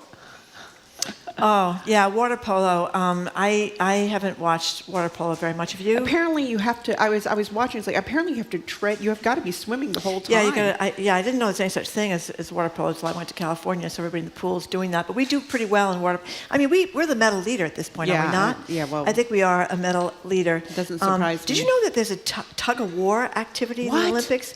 Yeah. Can you medal in tug-of-war? Well, according to our weird sports in the tug-of-war, in the Olympics, tug-of-war is in there. Live pigeon shooting. That doesn't seem very nice for the poor pigeons. Did you know about that? I didn't know about that. And we talked before about breakdancing. You don't call it breakdancing anymore, it's called breaking, but that's in the Olympics this year, and that's, I think, still to come. Oh, wait. These were sports that they had, but they're gone now. Oh, good, I got it backwards. Okay, ignore everything I just said. But there is breakdancing. Tug-of-war's gone. There's breakdancing, and I can't wait to watch breakdancing. And but I think James Bennett, we had him on earlier, I think he's on to something about more people working from home. And so I think, and then you have 24/7 streaming, thanks to Peacock, of the Olympics. So I think that's why more people are into it. And I think NBC has done a really good job. I mean, I think it's a really good We job. have time for another call? Sure. Annie and Gardner, thank you for calling, Annie. Hi, great discussion. I am one of the many who find it odd and irksome that female gymnasts are still having to wear uniforms that look kind of like Las Vegas showgirls with sequins and tiny spandex and false eyelashes. And Yeah, Annie, do you know, I noticed that they wear makeup. A lot of makeup. A lot of makeup. Yeah. This is the first year where I noticed, They wow, wear lots a of lot makeup. them too. And I think, they have options. All the sports have many options in terms of uniforms, but I think in certain ones, like synchronized swimming and gymnastics, the women are pressured to wear these glitzy, glammy uniforms, and it's just sexualizing them. And in light of all the sexual abuse cases that went through the gymnastics industry, that's right. I just find it appalling that they're still having to wear these uniforms. And We're almost out of time, Annie. I'm sorry to interrupt you. We're almost out of time, but you make a good point. Although I must say, the men swimmers in those skimpy little bathing suits. You like that? What's that about?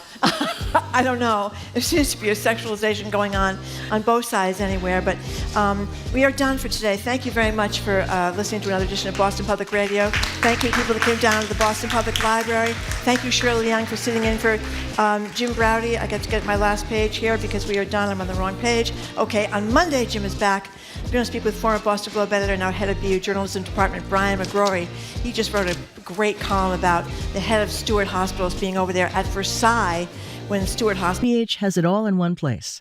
Whatever your drama destination, start streaming anytime at gbh.org/passport. You tune in to GBH for reliable, trustworthy news. And that's why NPR reporters and our own writing Qatari and Egyptian mediators have renewed their push for a ceasefire deal between Israel and Hamas. This is the third Israeli offensive in Khan Yunis, a major city in Gaza that has been all but leveled in the fighting. And it came with new evacuation orders for Palestinians, triggering yet another. Along the East Coast all week, starting in Florida on Monday. It's left a wake of destruction in its path. Today, the storm is pushing north from the Carolinas up through Maine. In New York, officials are warning of possible tornadoes and the threat of flash floods. Jackie Bray is the commissioner of the state's Department of Homeland Security and Emergency Services. You don't want to go out without knowing what you're going out into today. It's going to be an ugly day. It's going to last through the night, so stay alert. Today's storm comes less than a month after the remnants of Hurricane Beryl caused flash flooding and tornadoes throughout the Northeast. For NPR News, I'm Emily Russell in northern New York. It's NPR News. Good afternoon. With the latest from the GBH Newsroom, I'm Henry Santoro. Karen Reed is back in a Norfolk County Superior Courtroom in Dedham at this hour. Presiding Judge Beverly Cannoni is hearing arguments about a motion filed by Reed's attorneys to dismiss 2 counts from a second trial that is scheduled to start in January of 2025. Her lawyers claim that they learned from 5 jurors that the jury reached a not guilty decision on the 2 counts, but were confused by the judge's instructions. The 2 charges are second-degree murder and leaving the scene of an accident causing injury or death. Lawyers say a second trial containing those 2 counts would represent double jeopardy. Meanwhile, prosecutors say that Reed struck her Boston police officer boyfriend, John O'Keefe, with her SUV while driving drunk the night of January 29, 2022. Reed's trial lasted more than 2 months and ended with a mistrial. Woods Hole Oceanographic Institution hosts a special pop-up exhibition this weekend all about NASA's upcoming mission to explore one of Jupiter's moons. Ken Costell, who the director of the research communications, says the mission will examine evidence that a saltwater ocean exists on Europa. If those same conditions exist in Europa, there's a strong possibility that life could have arisen there all on its own. And if there's another example of life right here in the backyard of our own solar system, then life could exist anywhere else in the night sky that we look. Admission is free to the event. This is GBH News. Support for NPR comes from NPR stations. Other contributors include Indiana University, committed to moving the world forward and working to tackle some of society's biggest challenges. 9 campuses, 1 purpose, creating tomorrow today. More at iu.edu. The state's free college program is expanding to now include all financially qualified residents, regardless of their age. While supporters are thrilled, this draws students who wouldn't otherwise go into higher education, which is good. Critics are concerned about student outcomes. Once they are enrolled, do they have enough support system, enough financial aid to actually persist and complete? I'm Kurt Carapezza. Find the story now on gbhnews.org.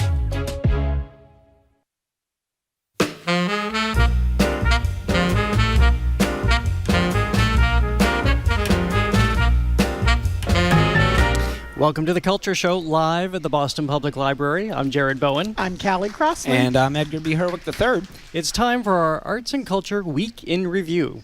Here's what it sounded like. People die! I'm a convicted drug dealer. I did my time. Where's the Sackler's time? Yeah! No matter your sin, you're welcome here. No matter your desire, you're welcome here. For this is more than a nightclub. The Moulin Rouge is a state of mind. It is the end of the road for Aerosmith, the legendary rock band behind big hits from the 1970s to today. In a statement, the band said lead singer Steven Tyler's voice had been permanently damaged by a vocal cord injury last year, and the band will no longer tour. He's been Mr. 305 and Mr. Worldwide. Now recording artist Pitbull is becoming Mr. Florida International. The Miami native announced today his purchase of the naming rights to FIU's football stadium. Well, yeah, Good Will Hunting, nobody knew who the hell we were, so nobody bothered us at all. Nobody ever said anything to us. But I remember shooting in the park with Robin, though, and he was like the most famous guy in the world, but what people would shout was, "Mork! Mork!" I'm a natural, actual, real, authentical, Arkansas loving man. Yes, I am.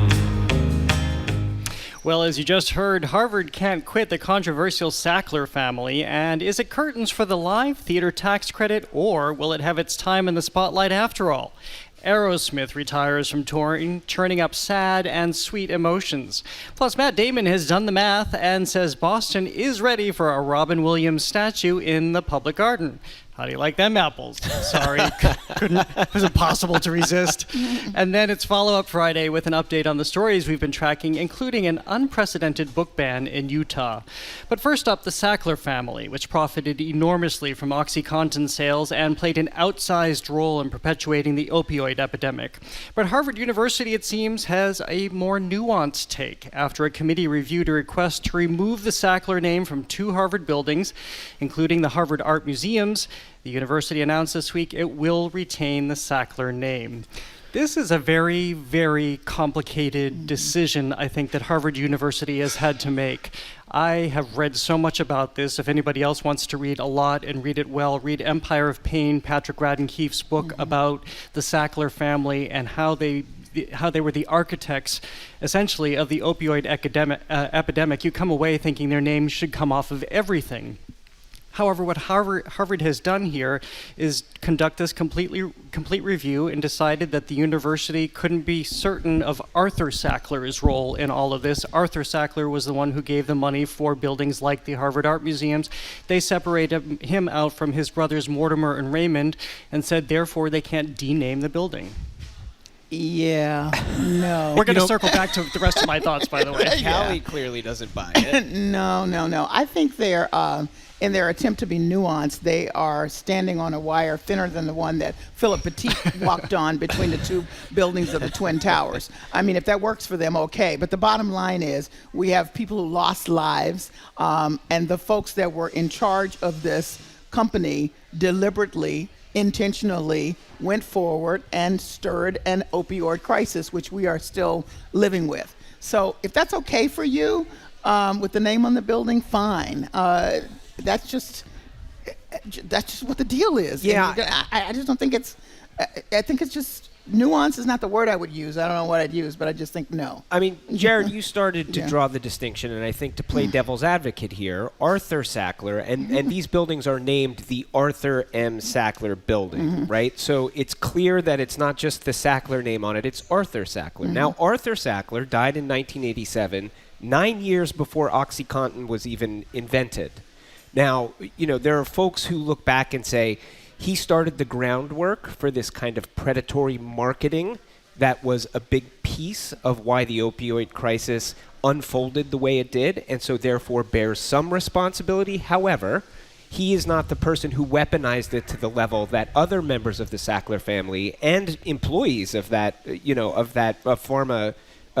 pharmaceutical company would. So, Harvard says, the committee, one of their statements was that his legacy is complex, ambiguous, and to me this is the key word, debatable. Mm-hmm. And they sort of say, if there is a debatable piece to this, then that doesn't rise to the level that they say they have for removing his name.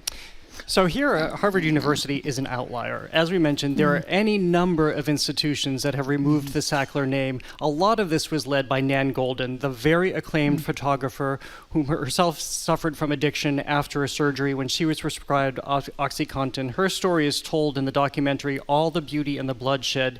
Here she is describing the protests that she coordinated, pressuring museums to drop the Sackler name.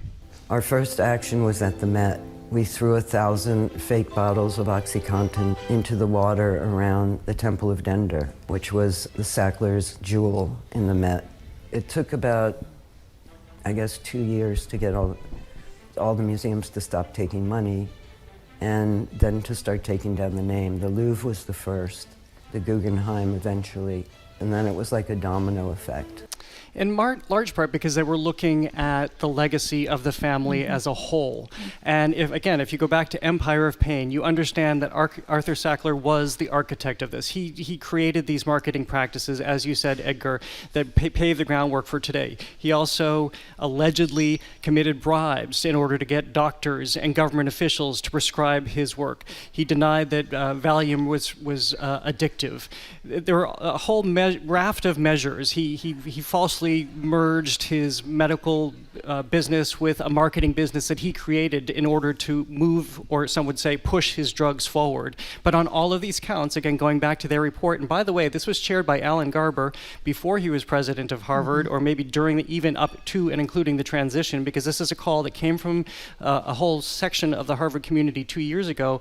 But today's president at Harvard University, interim president, Alan Garber, chaired this, and they, again, found that there was too much nuance, and so they have not done what a lot of other institutions have done. Yes, 20 institutions have done something differently. I would also point out that this comes in the context of Alan Garber, before his being named president, saying Harvard should go to a place of neutrality. So I think it's part of that context. I agree. I think we also need to think about the larger context of the Supreme Court blocking the bankruptcy plan that was worked out, so that the wealthy owners would get some protection, but those funds that were to come to families and institutions that were going to provide protection and diagnosis for people suffering the opioid crisis they won't get that. I mean, there's all of that going on, I think, that had to be a part of thinking about when you make this decision in the larger world. It's not just Harvard by itself. And finally, we all know this because we live here,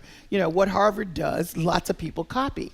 And, that just feels not good. And something I want to add, I read through Harvard's entire report on this. They do reference the legal binding that they have. Yeah. Of course, all of these institutions had to weigh the gift and what legal binding there is to retain somebody's name if they've given multi-millions of dollars. And they didn't go into detail about what the gift was, only to state that there are legal ramifications. I mean, here. I think it was something like a $10 million gift back in the 1980s. Certainly that's kind of, I don't know what the exact legal ramifications are, but Harvard, among institutions out there, has $10 million should they have decided that they have to somehow make amends financially for that. One thing I will say is that the recommendation, while not renaming, does call for there to be some sort of context put there, whether that be text on a website, text somewhere near the building. Sounds to me like, Callie, you feel like that's not far enough. Okay, I'm just going to ask the question. How many times do you go into any institution like that, you see the name and you understand the larger context. That just doesn't happen. Yeah. You know, I've done a billion speeches just based on going on campuses and saying, do you know the person behind this name and what the legacy is? No. So, I mean, I just don't think that's going to be effective. Well, it's literally etched in stone at the Harvard Art Yeah. Museums. I hope they'll address it just at least within the museum. Well, moving forward to the theater tax credit. We've been talking a lot about this on the show, and it's not curtains just yet for the live theater tax credit. After the legislature failed to pass an economic development bill, Governor Maura Healey is doing her own callback of sorts, asking the legislature to return for special session. So we talked about this last Friday, talking about how the legislative session ended without them taking up Governor Healey's economic development bill, and down in flames went a number of issues regarding climate, the life sciences, equity issues, and the live theater tax credit. Later that night, when I got home, I saw that the governor had called for the House and the Senate to come back, and it seems that they're willing to do that. I will point out that the governor right away gave the Culture Show a statement. The House right away gave the Culture Show a statement, both saying that they support they support going back into session for the economic development bill. We heard nothing from the Senate, but people are hopeful that this can still move forward. Well, the formal session ended on August 1st, so the rule says the body can continue past August 1st for non-contentious issues. But for something like this economic development bill, it requires a roll call vote, and that can only happen in a formal session. So if they don't come back, there you go. The thing here is that the backbone of this bill, and this is just kind of how politics work around here, right, is $500 million for life sciences, as you said, Jared, $400 million for a climate tech initiative. Those are sort of the big ticket items here. What happens then with these bills is everybody starts throwing riders, adding things to this, and that's what ends up making it difficult to pass these things. What I worry about here is when these things have to be passed in a special session, what ends up happening is some of that stuff that's been added on, the theater tax credit perhaps among them, are what have to be sort of taken out of it in order to come to consensus. Well, I think the distinction here is that the governor had made this part of her development bill, recognizing that the arts are an economic engine, as we've talked about here, and the House agreed to that, and the Senate took it out, but then added it back. So ostensibly, you look at this and you think all parties here have already agreed to this, so it may be a fait accompli. And again, if people are just hearing about this for the first time, this is to allow for tax credits for local theaters, for big budget productions. They would get a tax credit in order to do that. This is for an industry that's very hard hit, but it would also for-profit productions that want to start a pre-Broadway show or pre-tour of a Broadway show here in anywhere in Massachusetts. It could be the Berkshires, it could be Worcester, it could be here, that they can do that because other places like Louisiana, Michigan, Rhode Island are big venues for that. So we will follow that and see what happens. I think it's also important to remember, which I hope both houses have understood and said, but we need to say it here, is that the movie tax credit, which was hotly debated here, finally got put in place, and we've already seen so many benefits from it. So it's clear it's beneficial. So this is an issue of government funding, partly. And we have seen this really interesting story that happened a little while ago, but was widely reported this week about a Powerball winner who was a former monk, who was a former actor, basically a longtime theater lover who used his Powerball winnings to fund theater. So he won, I think it was $259 million. He took the one lump sum payment, and he has been giving gifts anywhere from $25,000 to $1 million to theaters to stage big productions, kind of what we were just talking about with the live theater tax credit. He is the one-man live theater tax credit, actually, doing this. And what's really interesting is that this person went to a monastery here in Cambridge, and this is where he got on this path to doing good with his money. I love it. I've often fantasized about if I would win the lottery, who I would support. Yeah, totally. There's so many institutions. I want to be, some version of Mackenzie Scott, who has the no strings attached grants. She just gives you the money, you do you, and you don't have to come back to her and say anything else. So this to me is incredibly fantastic. Just imagine the artistic creativity that can grow from being relieved of not having to worry about, can we buy that prop that we need just for this scene? Yes, you can, because he just funded it. Yeah, and, he's made a point, most of the stuff that he funds, and I think this is really interesting, and it sort of shows in part, the fact that he, as you said, Jared, was an actor, really understood the theater community. What he tends to fund is larger scale productions because he's looked at the landscape. He sees that theaters all over this country are doing 1- and 2-person shows because they're cheaper, or something that doesn't require props or sets because they're trying to keep costs down. He puts his money into these 30 people in the cast type productions.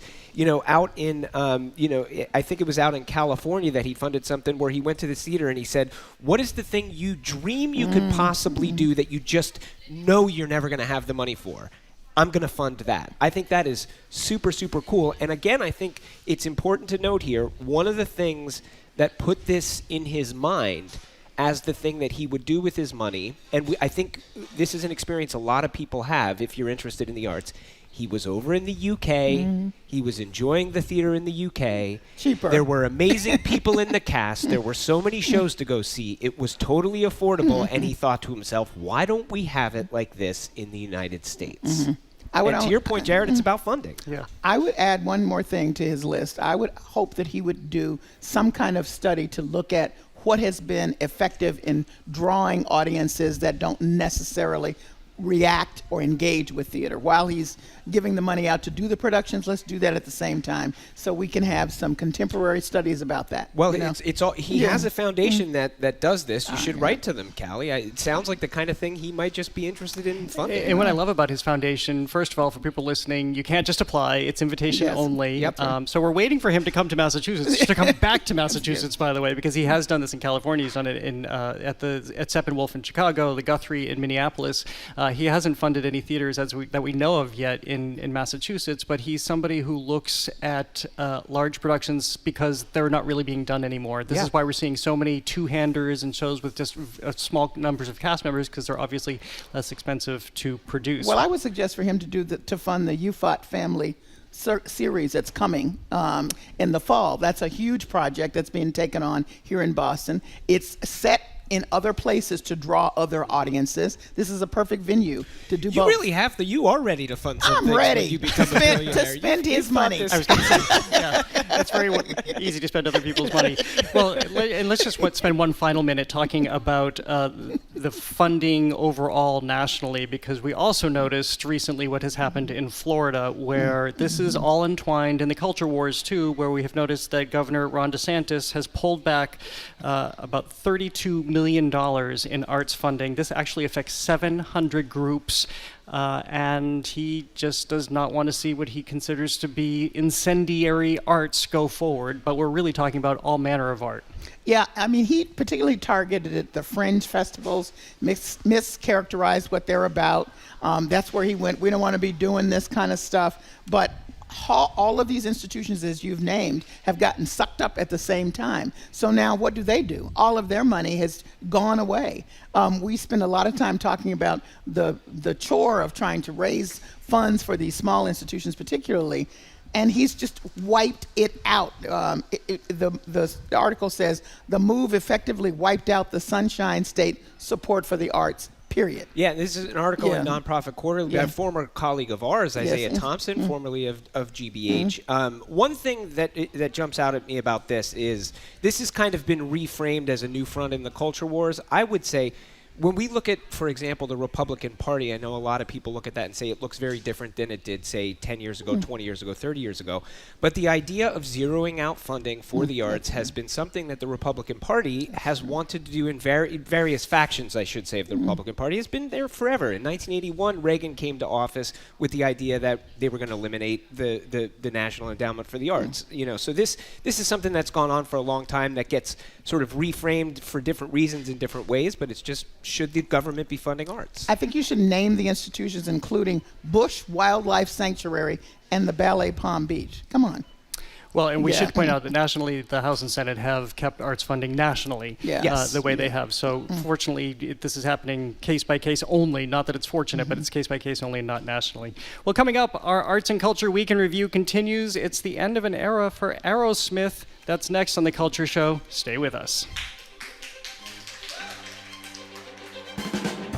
The Culture Show is made possible in part by a generous contribution from the Fiducia Fund, proud to support this station's arts and culture programming.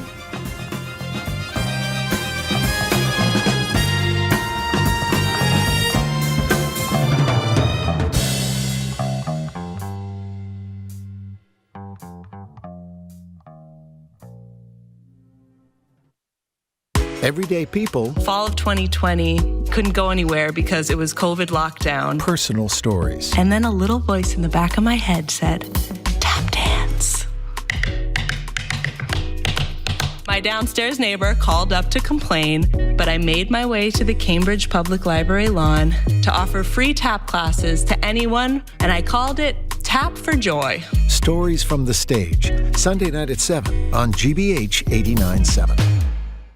Funding for our programs comes from you. And the Museum of Printing in Haverhill, preserving the history of graphic communication from typewriters and presses to computers and copiers. Their expanded exhibit of rare and historic Bibles is now on view. More at museumofprinting.org. Elevate your brand and support local journalism with a GBH sponsorship. Your custom sponsorship package can include audio, video, digital, and events. Learn more at gbh.org/sponsorship. I'm Judy Ewell, in for Arun Roth. Coming up on GBH's All Things Considered, the state began evicting homeless families from overflow shelters today in accordance with Governor Maura Healey's 5-day shelter policy.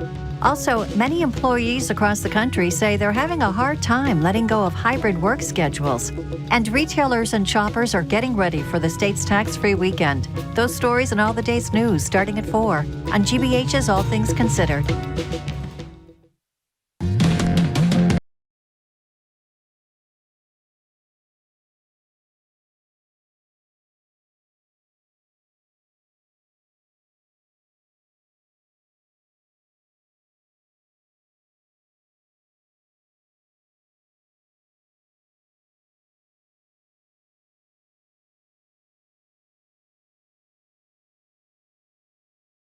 Not music to many people's ears. Aerosmith is permanently retiring from touring. Sadly, this is just unavoidable because Steven Tyler had a fractured larynx during a show last year in New York, and he has been told that he just cannot tour anymore. It doesn't mean they won't record necessarily, but it sounds like he doesn't have the strength with his voice to continue touring.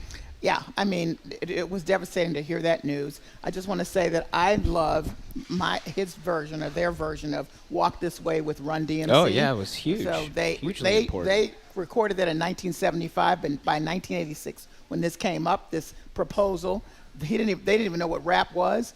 It set them back on track to become the huge group that it has remained up until this day. So it just sort of breaks my heart because Steven Tyler had so much personality. He's not dead. Yeah, you know. I mean, you just hear him.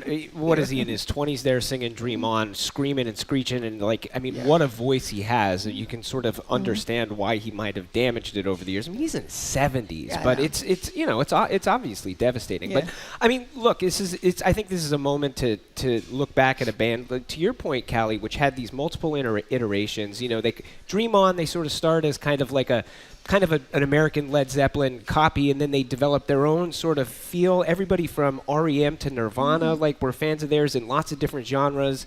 Then they do the Run DMC thing in the 90s, all of the big radio hits, and then of course the song from Armageddon, the film. I mean, it's just what a career they've had, and they're a Boston band. They're Massachusetts guys. So can I play the part of Edgar for a moment? Curiosity desk moment. Oh, go ahead. Yes, please do. Does anyone at this table know where Aerosmith performed their first concert?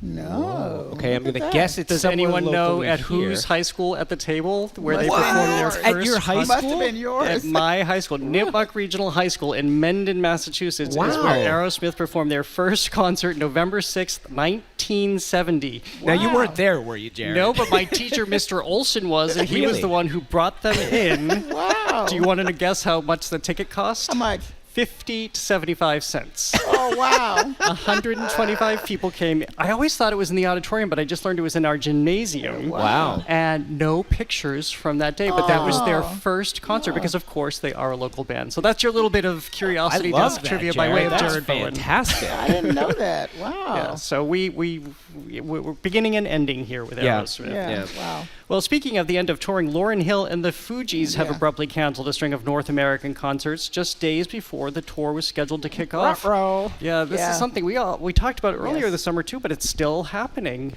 This is kind of surprising, but maybe not surprising. Well, a little bit because Lauryn Hill has responded to this by saying she thinks the media did her in by bad press. reporting accurately on the fact by that she bad wasn't press. showing up to her shows. She's really late, But folks who used to wait for that years ago, not feeling that right now. And it's part of the we've moved up bedtimes and dinner times. Yeah, exactly. So we want her to show up. So she says that drove down ticket sales. However, they're going to continue to perform in Europe. They're going to continue that part of the tour. She says UK and the Europe wing of this tour are going to move forward. My suspicion is what's going to happen. They're going to go to Europe. They're going to do that. They're going to regroup, and they will end up playing here in the U.S. as well, is going to be my guess. I think this is probably ultimately good for them that this came out because I think you are going to have people go like, oh, I didn't even realize they were on tour. I'll definitely go if they come back. So I think this is probably going to happen. It's just going to, instead of U.S., then UK and Europe, it's going to go UK, Europe, and then back to the U.S. Well, and I think the timing is significant because part of what we talked about before, the reason maybe some of these shows, even like Justin Timberlake and Billie Eilish, I just married the two, Timberlake, is because there were so many tours out, as we know. I mean, even with people flying to, well, sadly, we know how it's going right now, but flying to Europe to see Taylor Swift, there's just so many opportunities, but only so many dollars to spend on concerts. So maybe it is better to come back later when there aren't as many shows out there. Yeah, and I think part of this is still a reorientation from coming out of COVID.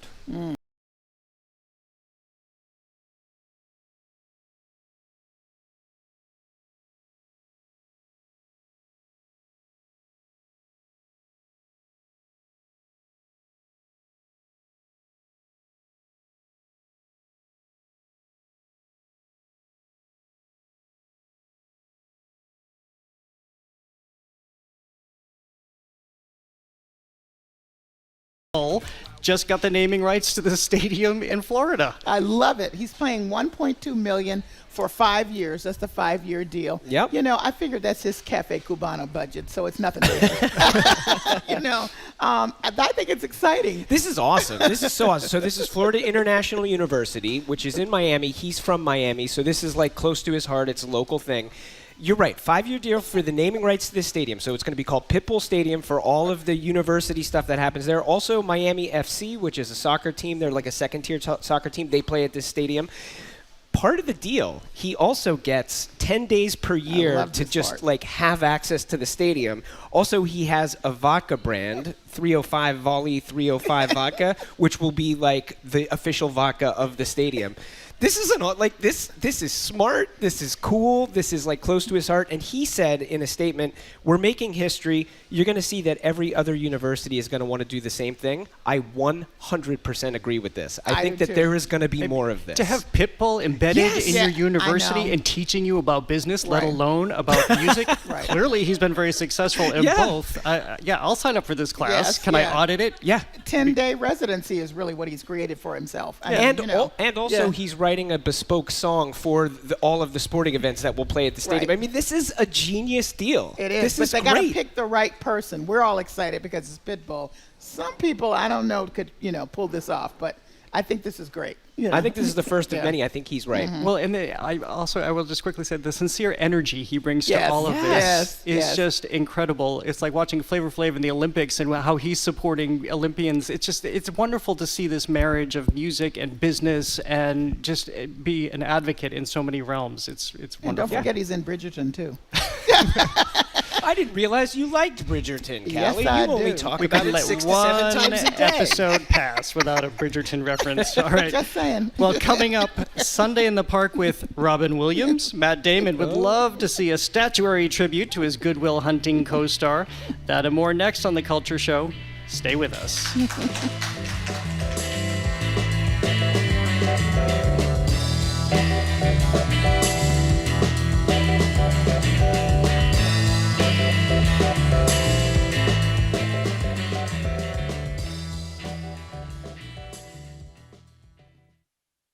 Worcester residents representing 19 different countries are converging on a soccer field this weekend for an annual tradition, the Worcester World Cup.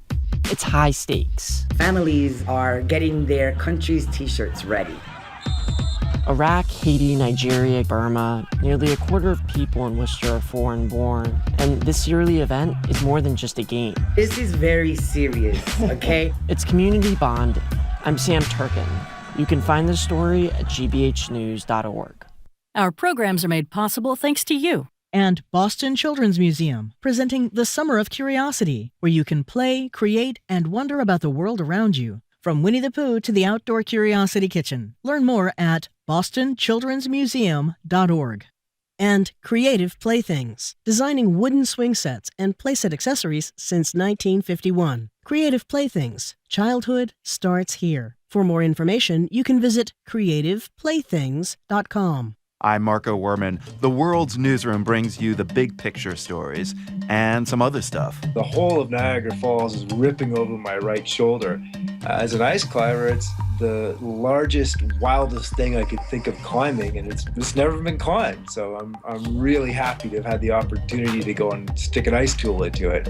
Join us and hear the world. This afternoon at 3, here on GBH News 89.7. Welcome back to The Culture Show. I'm Jared Bowen, live from our GBH studio at the Boston Public Library. I'm joined by co-hosts Callie Crossley and Edgar B. Horwick III. Co-host Pitbull has already left us. He's trying to buy the naming rights to Gillette Stadium right now. Who else is co-hosting with us this week, Jared? If you're just tuning in, it's our Arts and Culture Week in Review, which includes Matt Damon's push to have his iconic park bench scene with Robin Williams and Good Will Hunting memorialized in the public garden. It really is one of the best scenes in that film, which we just happen to have right here. So here's Robin Williams as Sean McGuire in Good Will Hunting, trying to get Will, again Matt Damon, get him to open up while sitting on a park bench overlooking the swan boats in the Boston Public Garden. You're an orphan, right? Do you think I'd know the first thing about how hard your life has been? How you feel? Who you are? Because I read Oliver Twist. Does that encapsulate you? Because you know what? I can't learn anything from you. I can't read in some book. Unless you want to talk about you, who you are. And I'm fascinated. I'm in. But you don't want to do that, do you, sport? You're terrified of what you might say.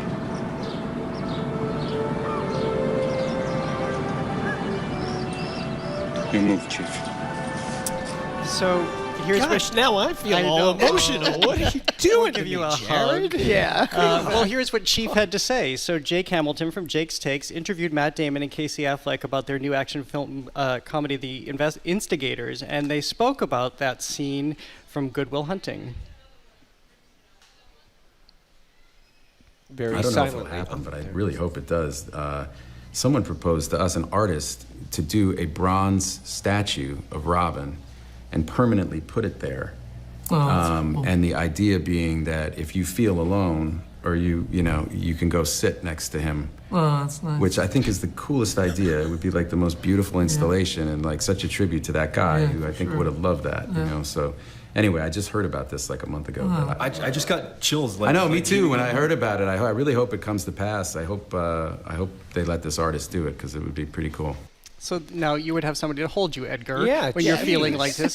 So What now is there is happening? this renewed interest in having this statue of Robin Williams in the park. How do you feel about it? I mean, I think if you're going to do something like this in this case, that's the way to do it. If the proposal was it was going to be, both Robin Williams and Matt Damon character, I would be like, absolutely not. But that idea that it sort of takes it to another level to have it just be like Robin Williams sort of sitting on the bench and you can go and sit next to him. There's some artistry there. Then it becomes a little bit more than just a nod to a movie. It's breathing another kind of life into it, which is what I think you need to have if you're going to have a piece of public art. Okay, I'm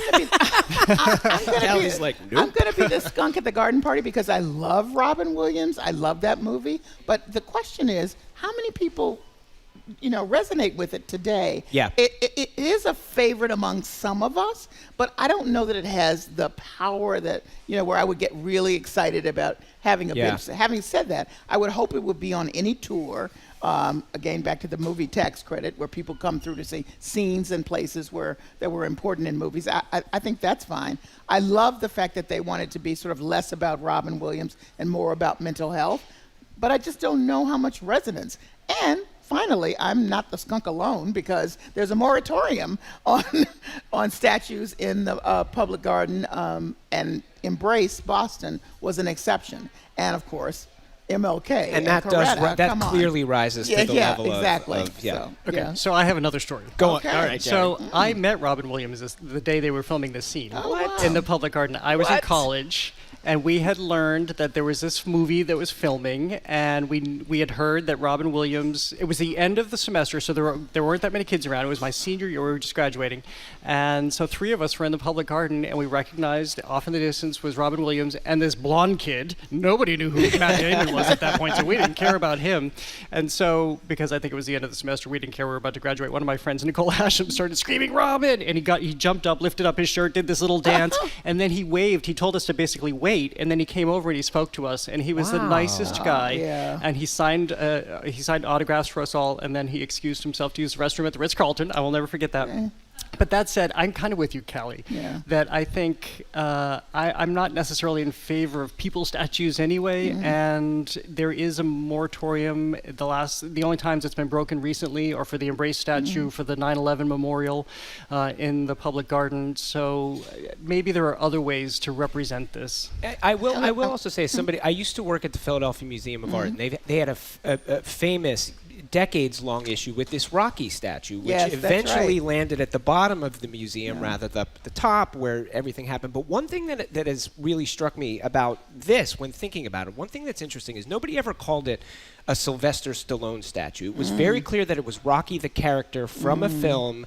And in this case, every headline, every conversation is about a Robin Williams statue. I mean, how many people even remember that his name is Sean McGuire in the film? It sort of conflates this thing of this person, Robin Williams, who people know, who I don't think, why would you put a statue of Robin Williams with a character from a film? So I agree, it's not, I think there are too many issues with the idea for it to actually happen. It is a nice idea, though. So now let's all contradict ourselves. Yes, because I was about to say, just to follow up about his being a nice guy, when I got the Oscar nomination, he was nominated that year, and he was the class clown while we were doing the picture. Such a nice guy, brought everybody together. So I really like him personally. I don't want people to say I don't think it's, it doesn't have anything to do with that. I'm just wondering about the appropriateness. Okay, also I get it, you two. I've never met Robin Williams.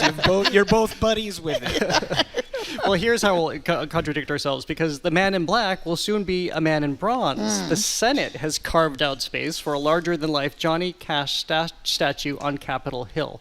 Why we're going to contradict ourselves, that is, if we all agree that he belongs in this hall. It belongs in a museum, said Indiana Jones.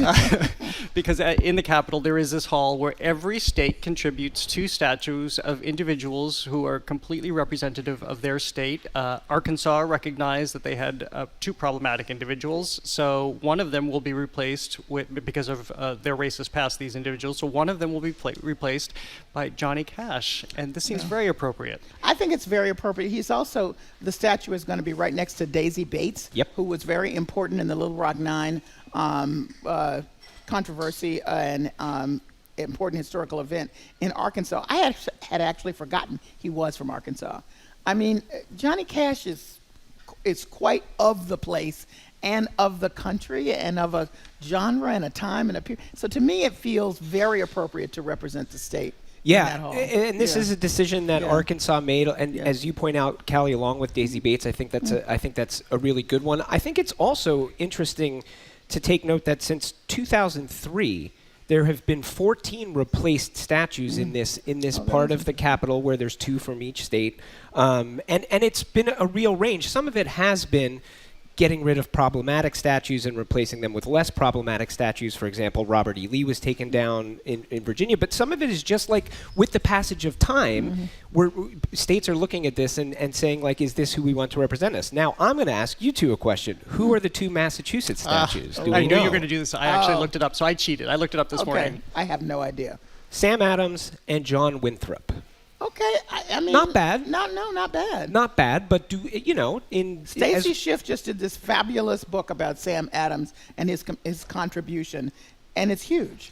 So I have to say. The other thing, when I looked at the list this morning, I was looking. There aren't that many artists, but there are a few. There's also Charles Marion Russell, Willa Cather, and Will Rogers. Yeah, interesting. So at least now we have some more artistic representation too, and he's the first singer who will be in the Capitol's National Statuary Hall. Well, speaking of problematic statues, how about this one in Palm Springs? With I think it's a 26-foot tall. It is 26 feet tall. Marilyn Monroe from the 7-Year Itch, and she has been situated at the edge of a park just in front of a museum, depending on how you look at it. Apparently a lot of people want to circle back because it's that scene from the 7-Year Itch where her skirt is blowing up, and a lot of people are working their way to the back and looking up, and people have thought that this is just a problematic statue, and now it's being moved. Right, inside the park. The park's not that big, so it'll be moved not far from where it is outside the park. But as someone said, looking up her backside and her skirt was just not appropriate. And also, apparently, and this is the thing, I guess it's 4 different museum directors in a row have been pleading for this to move from the spot that it's in, because when you walk out of the museum, when you've finished, you've gone through the gift shop, you've had a lovely experience, you walk out and you are looking right up her backside. And she's 26 feet tall, and as they point out, they have 100,000 school kids coming through every year, and you walk out to this, and they're just like, okay, like, keep the statue. We don't have to melt it down or anything. Let's just put it somewhere else. So it sounds like it's going to happen. Although some folks are like, until it actually moves, I'm not going to believe it's going to move. This has been a battle for years, I guess, to get it moved. Yeah, it just, again, this may be why I'm not in favor of people statues. It's a little bit tacky, and it's just so huge. 26 feet. Out of scale in Palm Springs. Yeah, well, there you go. All right. If it's Friday, that means only one thing. It's time for Follow-Up Friday. Follow-Up Friday. Follow-Up Friday. Follow-Up Friday. Yes, it's Follow-Up Friday, bringing you updates on some of the stories we've been covering, which includes an update on book bans. This is not fun to talk about because in Utah right now, we are seeing something unprecedented. We have talked about book bans in school districts and individual libraries across the country. What we're seeing now is a statewide ban on a number of books. And all it takes to be banned, according to the state, is if 3 districts or 2 school districts and 5 charter schools of the 41 public school districts say, this needed to go. So now the statewide ban impacts so many more districts. 13 books by 7 authors, 6 of them are women. Here's the other thing. One of my authors, Sarah J. Maas, which a lot of people will know that name. She's part of the genre called Romantasy. I just did a big piece about it. It's huge. That's driven by young folks. Book Talk, everybody is reading it. My thing is, if you don't want your kids to have access to these books in the public libraries and school libraries, tell them not read it. Make it possible for them, make it impossible for them to read it, but don't ban it for the rest of us. That's, that just kills me. And today, August 9th, is National Book Lovers Day. Go ahead. I was just going to say, we should make clear to people, they're making judgments about what they think is too sexual or even, in their words, pornographic for kids, and that's how they're making the decisions about what books to take out. But we're talking about major authors, the one you just mentioned, Margaret Atwood, Judy Blume. Yes. I mean, PEN America says that, as far as they know, this is the first time that a state has fully outlawed a list of books like this, so that should sort of give everybody pause.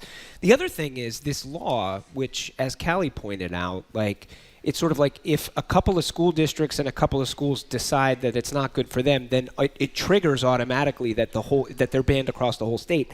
And the law also says that the banned materials must be, quote, legally disposed of, may not be sold or redistributed. So we're talking about burning books, really. Yeah, I mean, you're literally talking about throwing them out or recycling them or burning them. Yeah. Like, that's That's troubling. There's also, not that this should be allowed anyway, but there's no mechanism for looking at the artistic merit of these books and where they fit in the canon, where they fit in history.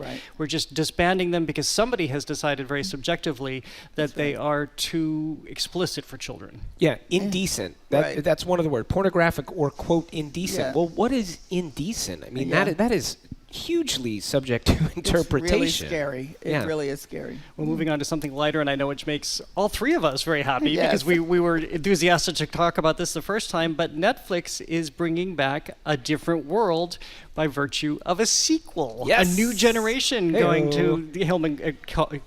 Hillman College. Yes. Because it's a different world than where you've been to. It's a different world. It's a different world You're going to than sing where for you us come again? from. Yes. Anyway, I love this. First of all, it's a logical premise.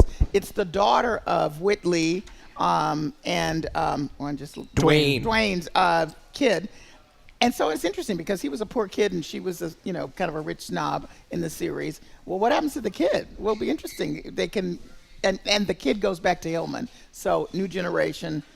If they have good writing, and it could be really excellent. Yeah, and to me, one of the things that makes me most excited about this potentially is that Debbie Allen, who was a producer and writer for the original series, and is, as we know, a multi-talented, incredible artist, she's attached to this. So are some of the other producers from the original series. So that gives me hope.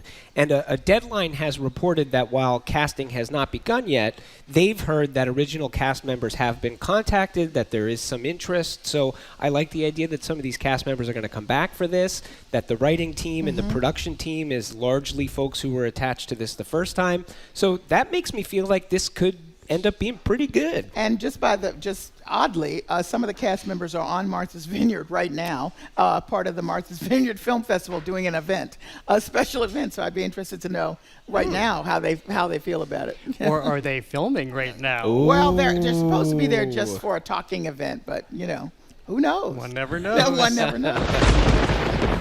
All right, that means it's time for our lightning round. These are the stories, the headlines that caught our attention this week. Callie, what's yours? I am very interested in this guy that I never heard of. His name was Warare Boswell. He died at the young age of 48. He was a designer of some note in some circles, but particularly for Jay-Z and LeBron James and Will Smith and Ellen DeGeneres and a whole bunch of other people. He was very tall. So he couldn't find clothes for himself, 6'7". He started designing out of necessity, then became really good at it. And so he was a designer for all these tall basketball players and other folks. Wow. And he has people just say lovely things about him. And unfortunately, he just died at 48. So yeah. Edgar, what's your headline? Well, this is a well-written headline right here. Obviously not by me, but the headline is Sweden won't let anyone have a sip of the 19th century champagne found on a shipwreck. So this is a shipwreck in the Baltic Sea off the coast of Sweden. The shipwreck has been known since about 2016. It's registered in Sweden's kind of like National Antiquities Office database. But like last month, there were some divers who kind of got into the wreck, saw it a little bit more, and they found that there were 100 bottles of champagne and mineral water from sometime in the mid-1800s. Now, immediately when that happened, people who are interested in wine or study wine or whatever started contacting Sweden saying, like, we want to get those bottles open and check out what's in them, or maybe even have a taste of some of that champagne. This week, Sweden said, absolutely not. Nobody is getting these bottles.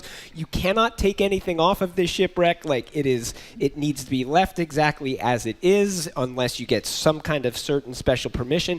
I suspect that I'm going to keep my eye on this because I suspect they are going to keep fighting to get some permission to get at least one or two of those bottles off and open it up and see what's going on. But for now, Sweden is being no fun. Yeah. Wait, and how many bottles did you say? You said there were a lot It's 100. There's 100 of them. I wouldn't be surprised if some of those end up going to auction too, because why do you need to preserve 100 bottles? Yeah, let's go. Come on. And also, I think the people who found the 100 bottles, like there was probably 101 bottles. Let's put it that way. I think I also read that isn't it weird that they would have had champagne, or it's not weird, but it's more difficult that they would have champagne in that era. It was harder to produce that. Yeah, they suspect that that this ship was probably either going to St. Petersburg to some very, very wealthy people or royalty, or coming to Sweden to give it to the royalty. That's about who had access to it in And the guess what? The 1850s. temperature is probably correct. Yeah, it's probably doing fine down there. That's right. I would taste it. Yeah. Well, the headline that caught my attention this week is that Liza Minnelli is, in her words, it's my own damn story. She is tired of all of these treatments that have been made about her life as the daughter of Vincent Minnelli and, of course, Judy Garland. She has been ripe for any manner of account that's been written, profiles, miniseries, even on Broadway. The Boy from Oz told part of her mother's story and her story with Peter Allen. She just wants to finally tell her story because, as she also says, she's mad as hell. So apparently, Liza Minnelli has already written her memoir, and it will be out in 2026. What's it called? It's I'm mad as hell. My story. Over the Rainbow, where we're mad as hell. No, she hasn't. I don't think they've released the time. This is going to be a slow burn because it's only 2024, and we're already talking about something in 2026. But she wrote it with Michael Feinstein.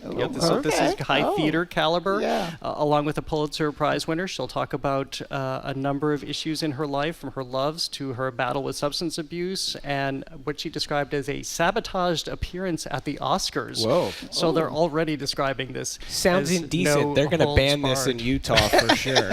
Yes. No kidding. Yeah. But that'll be interesting because she's pretty forthright in interviews anyway. Yes, she is. Yeah, it's good. I love it. You know. Yeah. We'll be listening to that on the audio tape too. No kidding. Yeah. That is all for this edition of The Culture Show. Callie, what's coming up on Under the Radar this week? I'm so excited. This is the 65th anniversary this week of Kind of Blue, a jazz album that has just been a cultural dynamo for 65 years. People in other genres, fans, musicians. Why does this thing exist as the best, some say, jazz album of all times? So it's the full hour. We're diving deep into it, and it's very exciting. I'm real excited about it. And we have an answer at the end of the hour. Yes, we do. Okay. Yes. Edgar B. Hurwick III is the man behind the Curiosity Desk. What are you working on? It doesn't really matter. I'm working on listening to Callie's Kind of a Blue Hour. I'm really into that. No. Check out. As always, we love to know what you are curious about. So send an email to curiositydesk@wgbh.org if there's a question about town that you want us to answer. So there you go. And Monday on The Culture Show, actor Ken Leung, the scene-stealing star of the HBO hit Industry, gives us a preview of Season 3. And Oliver Barker, director of Gloucester's Cape Ann Museum, reveals how that institution is set for a landmark museum makeover. Thanks today to the BPL technical and logistics crew, Maddie Geyer, Bill Francis, Sandra Lopez-Burke, Juan Jose Cadena, Chris Hanks, and Amanda Francis. Also, big thanks to City Table, the Lennox Hotel, and our friends here at the Newsfeed Cafe. I'm Jared Bowen. Have an art-filled weekend. Where is Mary? Where is she? Where is she? She's just about to close up the library. The Culture Show is made possible in part by a generous contribution from the Fiducia Fund, proud to support this station's arts and culture programming.